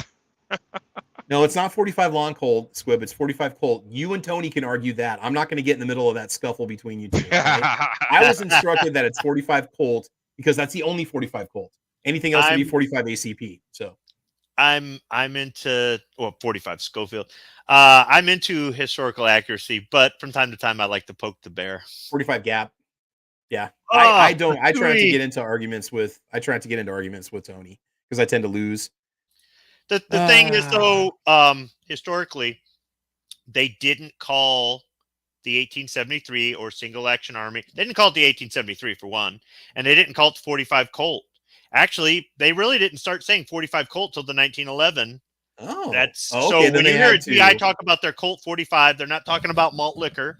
They're talking about their 1911. Yes. Back in the day, it was their Colt revolver or their single action or your army revolver or something like that. They didn't really. It wasn't this brand thing with. I mean, like if you saw an advertisement for something, it was in maybe like some sort of a newspaper or something like that. It wasn't like today with the internet and TV commercials and stuff. So just like the 1851 Navy was never called an 1851 Navy. It was, the Colt Ranger.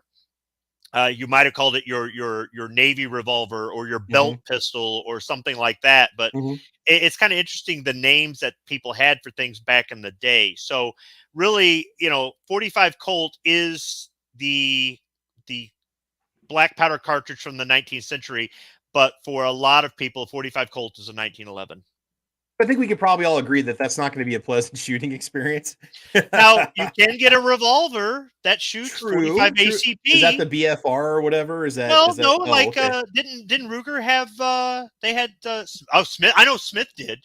Smith had something that had you could use moon clips and you could shoot 45 ACP through. I don't know if they still do, but okay. And I don't know if Ruger did or not, but so you can have a Colt 45 revolver.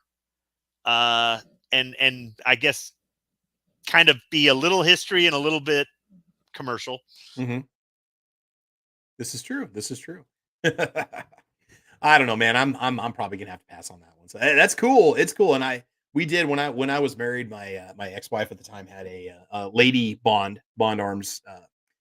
I don't even. I think it was chambered in 9. No, it was chambered in. It's either 45 or 9. I can't remember. Unfortunately, the length of pull was longer than her hand, than her finger. So the lady bond does not have a smaller frame than the other bond arms. Derringer pistols. And so unfortunately she couldn't shoot it. She couldn't get her index finger up to the trigger. So she had to like adjust it and lean it so far forward that it was no way it's going to work. So yeah, the Lady Bond was just very good, very well finished, very solid, stout feeling. They're not lightweight. These things weigh, over a pound. I mean, they're very, very solid. And I would trust it, but again, it just probably would not be very pleasant. So I'd like to shoot a Derringer just to say I've shot one and just to experience it, whether it's a Bond Arms or whether it's an older one that is still in good condition. But I've just heard that they're snappy, they're uncomfortable. This is not something you take to the range and practice with. I don't know. Yeah, for me, it was so long ago. It was before I was even making YouTube videos that we had it. And she got it because she wanted to get into guns and wanted something simple to shoot and stuff just to play around with it. And she liked the pink grips on it and stuff. And yeah, it didn't go over well. We ended up I think Stan actually bought it for me, or I traded it in on something else. So what else we got here? So we can check out Ruger real quick here. And then after that, we'll look at the Henry Big Boy Revolver. That's probably going to be about it. I've got to get going. I got some stuff I'd like to do today because the weather's going to be nice. We're not going to be threatened by severe thunderstorms or hail or 70-mile-an-hour straight winds today. It's been interesting in Nebraska. The last 24 hours of weather have been a doozy, to say the least. We dodged some bullets yesterday here in Lincoln, hail-wise, and got lucky and didn't have any. So from the revolver end here, checking out the Rugers, the LCR, the SP-101, the GP-100, GP-100. I have experience with the Red Hawk and also the GP-100. I really did like the GP-100. It just felt great in the hands. It had a wonderful trigger. Let's bring up the double actions real quick here, and we'll bring up the GP-100.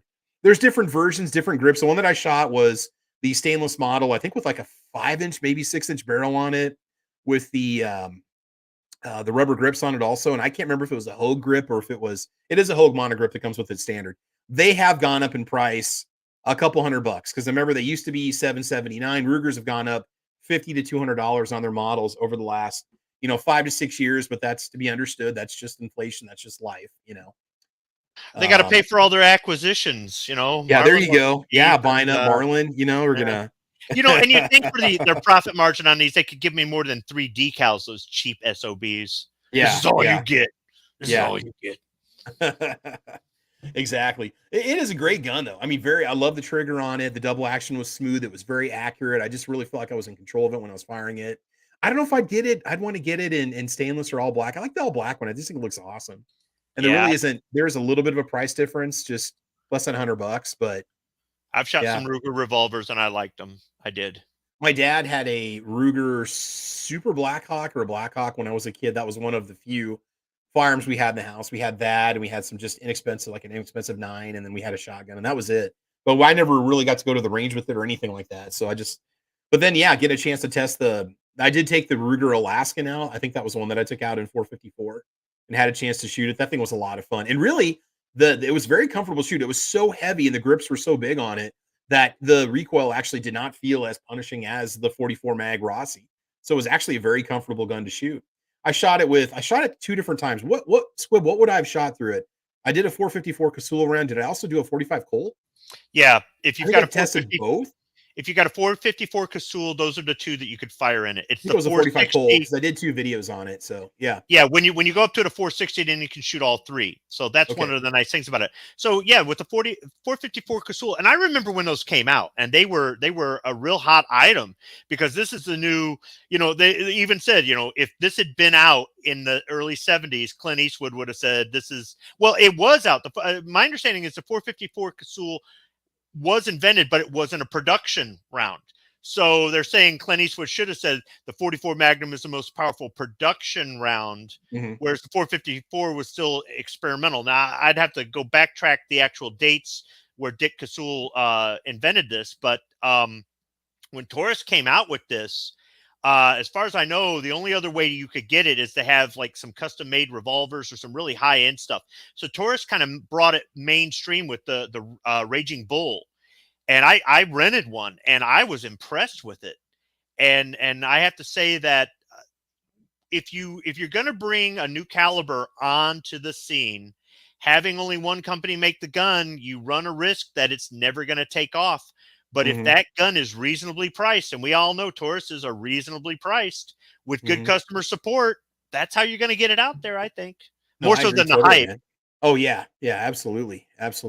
Old West guns, real quick, Squib. Would it be good to go this route, or would you be better off going with like a Uberti or Rocky or some other brand of Old West style revolver?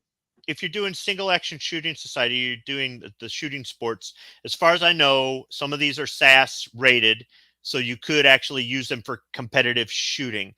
But if I'm going for an Old West feel, if I'm going for, really a 19th century feel, or I'm going to be, doing up the whole ensemble where I'm trying to either buy clothes or make clothes or anything like that, I would probably go with an Uberti. But this is more of a modern take on an older gun versus a modern reproduction, in my opinion. Somebody else out there might have a different opinion. I mean, for example, they did silver plating back in the day because nickel plating didn't come around till later in the 19th century. That doesn't mean that you couldn't take an older gun and nickel plate it at a later point or something else like that. But just looking at some of the originals at the gun show and looking at the new ones, I would say an Uberti looks, in my opinion, closer than the Rugers do. Okay. Does SAS allow you to do 357 mags so you can shoot 38 special just because of cost? 45 Colt is super expensive. It's a very pricey round. I don't know, but if you're shooting 38s, you're going to be using black powder loads anyhow, so you're probably loading them yourself. Or if any of you have ever bought 45 Colt or 38 special with black powder, when you can find it, it's expensive. You're probably better off loading your own.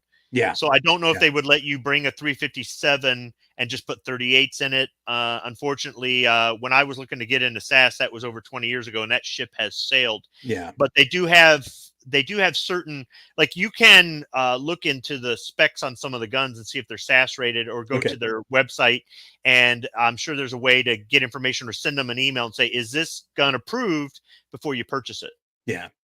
I think we need to do, not that I want to get away from this topic, but I almost feel like we owe single action Old West revolvers their own show. Maybe that'll be next week. Just see what's up, because there's all these companies that make them that we're not even going to get a chance to look at today, and Ruger's just one of them. So yeah. So if you want a modern, if you're like, look, dude, I'm not into dressing up or any of that, then this is definitely a good option. Okay. Sam of Anarchy 92 says, out of all of your handguns, which is the company you have the most of? Probably Ruger, to be honest with you. I tend to buy a lot of different brands just to experience a bunch of different brands. So I've got a bunch of handguns that are all from different companies.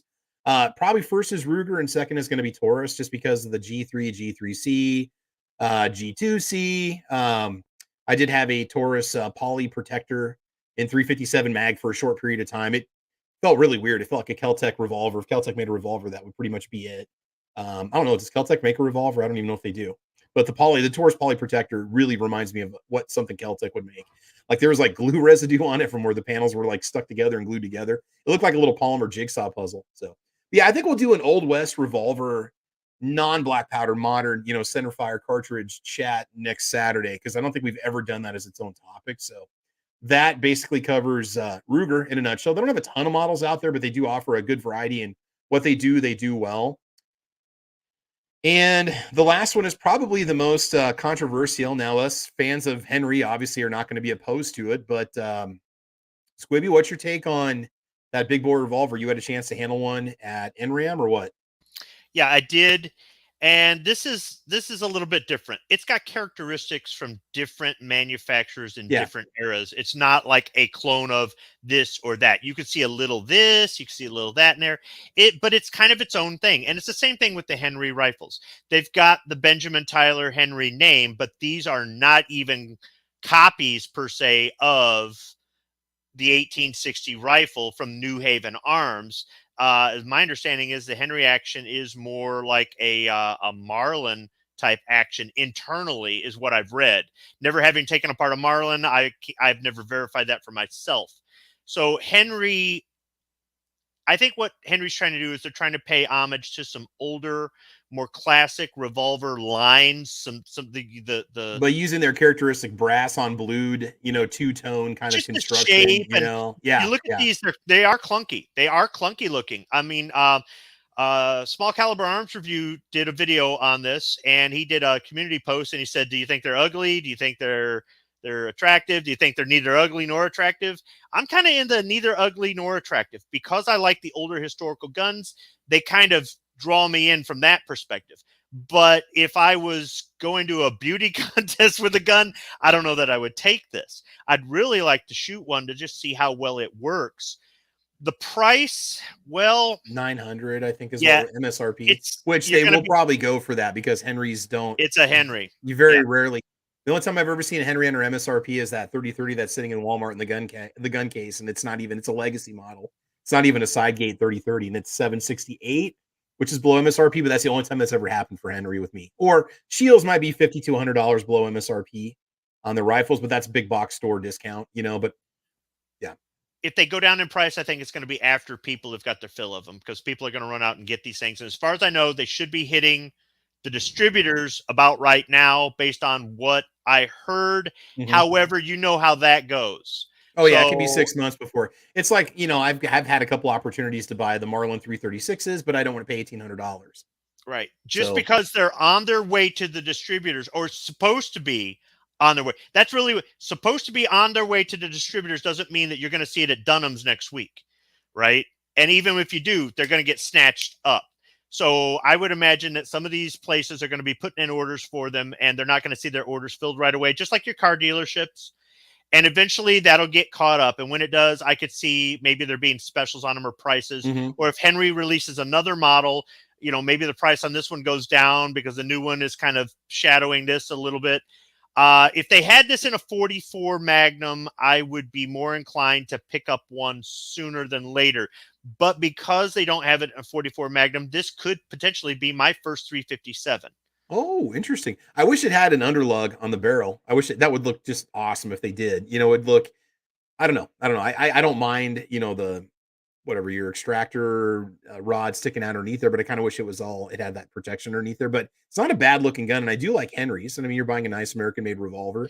Yep, this is 100% American made. This is American materials, American components, American labor, American.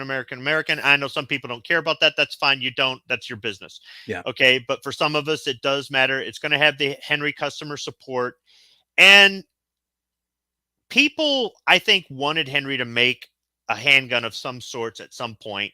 And unlike Glock, Henry actually does listen to its customers. They don't react immediately, okay? And they don't do everything down to the letter. But unlike Glock, they actually do listen to their customers. When you think about the Homesteader, they knew that it would be smart to give it Glock mag compatibility, so have a Glock mag be as an available option or be something that you can add if you want to, But I'm willing to bet somebody was sitting at the table going, guys, this is what the customers want. And, the old man said, well, and there, somebody, pulled them. They're like, dude, look at the PCC market. We're missing out. You've got Ruger out there. You've got Keltec that's been running it for years with the sub 2000. You've got, we need to get in with something. And you put their classic style out there. They're going to appeal to the rancher or the guy that watches Yellowstone or the guy that has the 3030, or it's like, I like that. Although it hasn't proved to be the most reliable right now. I've only seen videos of it with the Henry mags, and they do have issues like cycling and running. But I would imagine with the Glock mags and the Glock Magwell, it would be better. I don't know. I think it's more of a magazine issue than anything with that gun because it's a proprietary mag if you don't have the Glock Magwell. So I think Henry wants to be Henry, but they also want to keep their customers. We've seen these gun companies that don't give a rat's butt about their customers. I think Henry does, but they also want to say, hey, at the end of the day, we're still Henry. And that's why I think this revolver doesn't look 100% like a Smith or 100% like a Colt or anything else. Yeah, it is kind of, part of it looks like something that Rock Island Armory would produce, but also looks like something like a banker would carry at the same time. But it looks like, but it doesn't look like, but it looks like an old timey police revolver. You get the bird's head grip going on. So, and I think this dips their toes in the water. Yeah. And if this does well, then I think they're gonna move on from this. But if you look at it, Henry makes a lot of guns that you can sell in any state. even New York and California. Yeah. Okay. Yeah.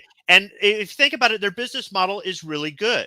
Now, I know people have these bad opinions about Henry because when they started off, those 22s they made, as far as what I've heard, I've never shot one. What I've heard is they were crap.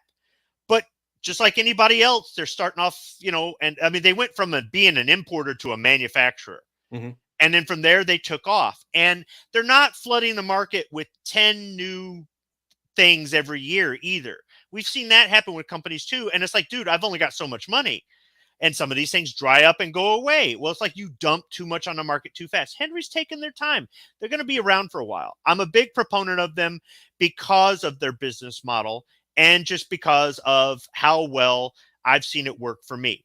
But I don't have 10 Henrys in the safe. I don't. At one point, maybe I will. I really enjoy it. I really do like mine. I'm very happy with it. And it's my 30-30 is a great rifle. I want to get another one. In fact, I'm getting tired of waiting to get a Marlin 336, which if I find one, they're $1,500 to $1,800. Or if I can try to get one for $1,099 for MSRP, it's gone by the time I get home from work because I don't want to do a gun purchase at work. So it's like, what is it? You just have to wait. So I hear you. But so part of me is just like, just go get another Henry lever action. It's going to cost me $1,000, but it's going to be $1,000 less than what the Marlin's going to cost. But I want the Marlin because I want something different. So, if I get one of these sooner than later, it could be because it's an impulse buy. I happen to be there. They happen to have one. I happen to have my good in the hand. Yeah. You want the cashback rewards. You got it. Yeah. I didn't grab the bird's head grip, but I've had a bird's head grip revolver before. I don't care for them. Other people like them. So I just grabbed with the standard grip there, and it felt fine. Without shooting it, it's kind of a crapshoot, but it's a Henry. I'd be willing to take that, But right now, I got other things in the works, so that's why I'm not running out buying any guns right now. It's not because of the price on this or the lack of availability, because they're hopefully starting to ship them at this point. It's just because right now I'm just not looking to purchase any guns. So maybe by the time I'm looking to purchase again, these things there's 5 of them in every gun store. Except you want the Taurus Raging curling iron that we were looking at earlier. So I do, but I'm not bringing it to Thunder on the Prairie this year. But I might bring it. I know. I'm giving you. I might bring it next year. Yeah, there you go. It's got a muzzle brake hair dryer on the end of it. Yeah. So, all right, guys, we're gonna go ahead and wrap it up. We've been going for 2 hours, and I got lots of fun plans for today. I will hopefully have a new video for you coming out this Wednesday. I always drop them on Wednesdays typically. I'm going to be busy here the next the next couple weeks, but we're going to make it happen. Like I said, we won't do a Caliber Corner in 3 weeks or whatever, 4 weeks when we have Thunder on the Prairie. So that won't happen that day. Maybe I'll pre-record something for you and just bring up something and talk about it. And we'll go from there. But anyway, no, it's been a fun episode. We covered a lot of new models, and some of these you've seen online, and some of them you really haven't seen yet. So yeah, Kevin Jukes likes that. The Raging Curling Iron. Oh, we've got other names for that gun that I can't mention in the show today. But anyway, yeah, so we're going to go ahead and let it go. So Squib, anything you want to say before we give a shout out on the YouTube side? Any final plugs you want to put out there about the revolver world in general? What do you think?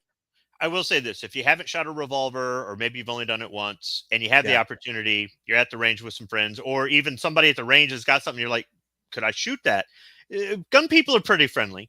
If he's like, no, fine, whatever. But most people like, yeah, that sort of thing. I mean, they're going to have you stay in their lane, and you compliment them on it. The first thing they say is, want to try it? Yeah. Usually that's what people do. So I would say try it. Now, you might be like me going, I got enough hobbies. I got enough calibers. Okay. And that's fine. Yeah. That's fine. You don't have to buy it, but after you shoot it, you may like it.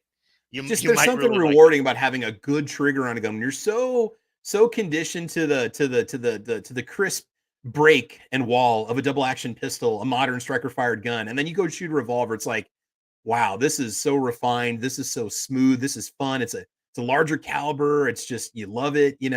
Not that you can't get 357 mag or 357 SIG or 44 in a semi-auto platform. You can, but just having that kind of little hand cannon is just a rewarding experience. I've always enjoyed taking revolvers to the range, even like, what was it? The Charter Arms Bulldog that I took to the range. That was fun to shoot, especially just have a chance to test it compared to, say a Smith & Wesson, or what was the trigger like? What was the difference? Is it really, is the Smith, worth 4 times more? The answer is yes. But anyway, so yeah, I love taking revolvers to the range. Even my little Heritage Barkeep is fun to shoot. Not fun to reload, but fun to shoot. Yeah. One more thing. Yes. Here it is. Ooh, there's the official mascot of the Squib Load channel. That is the Squib Loaded barrel. So there are three projectiles lodged in that thing. Is that right? Yeah, I mean, you can see I punched them out. You did get them out. Okay. I punched them out, and I tried to melt the lead, and that didn't work. So, but there's still so now your barrel's ready for 460. That's a 460 barrel right there. It's been hammer forged, literally. I'm sure that I've weakened the integrity of the barrel. No, that's annealing. You're fine. That's annealing. Yeah, it probably is annealing. I could ship this into Ruger, and it would make for a good video. Will Ruger just replace my? Dude, I did this like 7 years ago, right? But I want to keep it as a, as a moment. It's memorable. It was an experience. It's something we all learned from. How do you do that? What do you do? It's got that squib case hardened finish on it that everybody loves. Yeah. So, this is a custom barrel, and we'll be shipping these in a few weeks. And if Faxon made those things, they'd be $700, and people would be buying them like hotcakes. Oh my God, a color case hardened finish barrel for my 1911. That is so awesome. Comes with a certificate of authenticity. It shoots 45, 460, 500 if you really want it. It's already hammer forged by skilled craftsmen in a small shop in Utah. I'm telling you, that's what it is. So, all right, guys, we're going to go ahead and call. Let's give a shout out on the YouTube side real quick. Make sure you check out my video on Thunder on the Prairie 2023. I did it as a live stream and also a recorded broadcast. So make sure you go check it out if you want the details. We still have a few spots available if you're interested in coming out and doing some shooting. It's going to be a good time. All right, so we've got New York Outcast out there, Ozzy Osbourne, Defense Dad, Kevin Jung, Squiblo, G23, Patriot in the Dark, DJ Play Nice in the house, Zinger, I'm out there. We Sustain GmbH, which I believe is Germany. We Sustain Germany's in the house. Watching today, must be a gun fan. Sam of Anarchy 92, Kevin Jung. Let's see, Defense Dad, New York Outcast, Ozzy Osbourne is out there today. Bill Beam watching today too. Good crowd, definitely hanging out with us out there. Bearded Lunchbox is with us. Mysore Bicep. I did see Gunmetal Guy USA out there earlier too. Tony York's watching. Arm Rebellion 47 checking out the show. Let's see, is that about it? YNH is watching today. Scott 79 in the house. Gunmetal Guy USA. What's that? Vanessa Kitty. Was she out there too? I didn't even see her. Vanessa Kitty. She just said hi. Hi. It's like I'm scrolling right now. Jay Hike is out there also. The Smith & Wesson R8 he recommends. What does Rick say? They're lurking. That means they don't say anything. Rick's probably out there lurking himself. He says he watches all the time, but he never wants to come on. Come on, man. We got to get Rick on there, man. We got to get him on there. He's got to lurk. This is where he gets his material from. I know he can jump in. I send out 43 to 45 invites every week, and I'm so happy to have one person show up to be here. I know the Saturday 8 a.m. time frame sucks. It's not fun for anybody. Everybody wants to sleep in. People got family time. Who wants to get up and hang out with me on a Saturday morning, waking up to this pretty face, right? Ghost Tactical is out there. He says he still gets rashes when he shoots a revolver. You, sir, should get that checked out. There's definitely something for you. I'm sure there's a balm or a cream or some sort of, topical solution for your problems there. I could recommend a physician. His name is Pepper, MD, Dr. Pepper, MD. That's right. Oh, man. What else we got there? Tactical Fuds watching today, too. Ozzy Osbourne in the house. Yeah, we had a lot of people watching today. Tommy Gun Tacos and French Fries, Mountain View, Bear Paw. Let's see. I think that's pretty much about it. Hope I missed anybody. I do apologize, but we're going to go ahead and call it. Oh, and GTP Productions was out there, too. Maybe I missed it. I didn't see any M. Gabriel. He might be busy this morning. It's hard telling. I don't know. Anyway, guys, this has been Caliber Corner Season 5, episode number 282. We will have episode number 283. We'll do a Revolver Chat Part 2. Single action cowboy guns is what we're going to talk about. And I think it should be fun. So make sure you check it out. Like and subscribe. Mash that bell so you don't miss any updates. I'll hopefully have a new video coming out for you this week. Again, shout out to all the sponsors for Thunder on the Prairie 2023. That's Mead Ammo, Mead Industries, meadammo.com, Versacarry, Monstrum Tactical, Cleanse Oil, Blackout Coffee Company. Anybody else that I missed, you guys are awesome, but we do appreciate it. So that's it, guys. I want you to have fun. I want you to be safe. Get out to the range. And as you know, we will talk to you soon.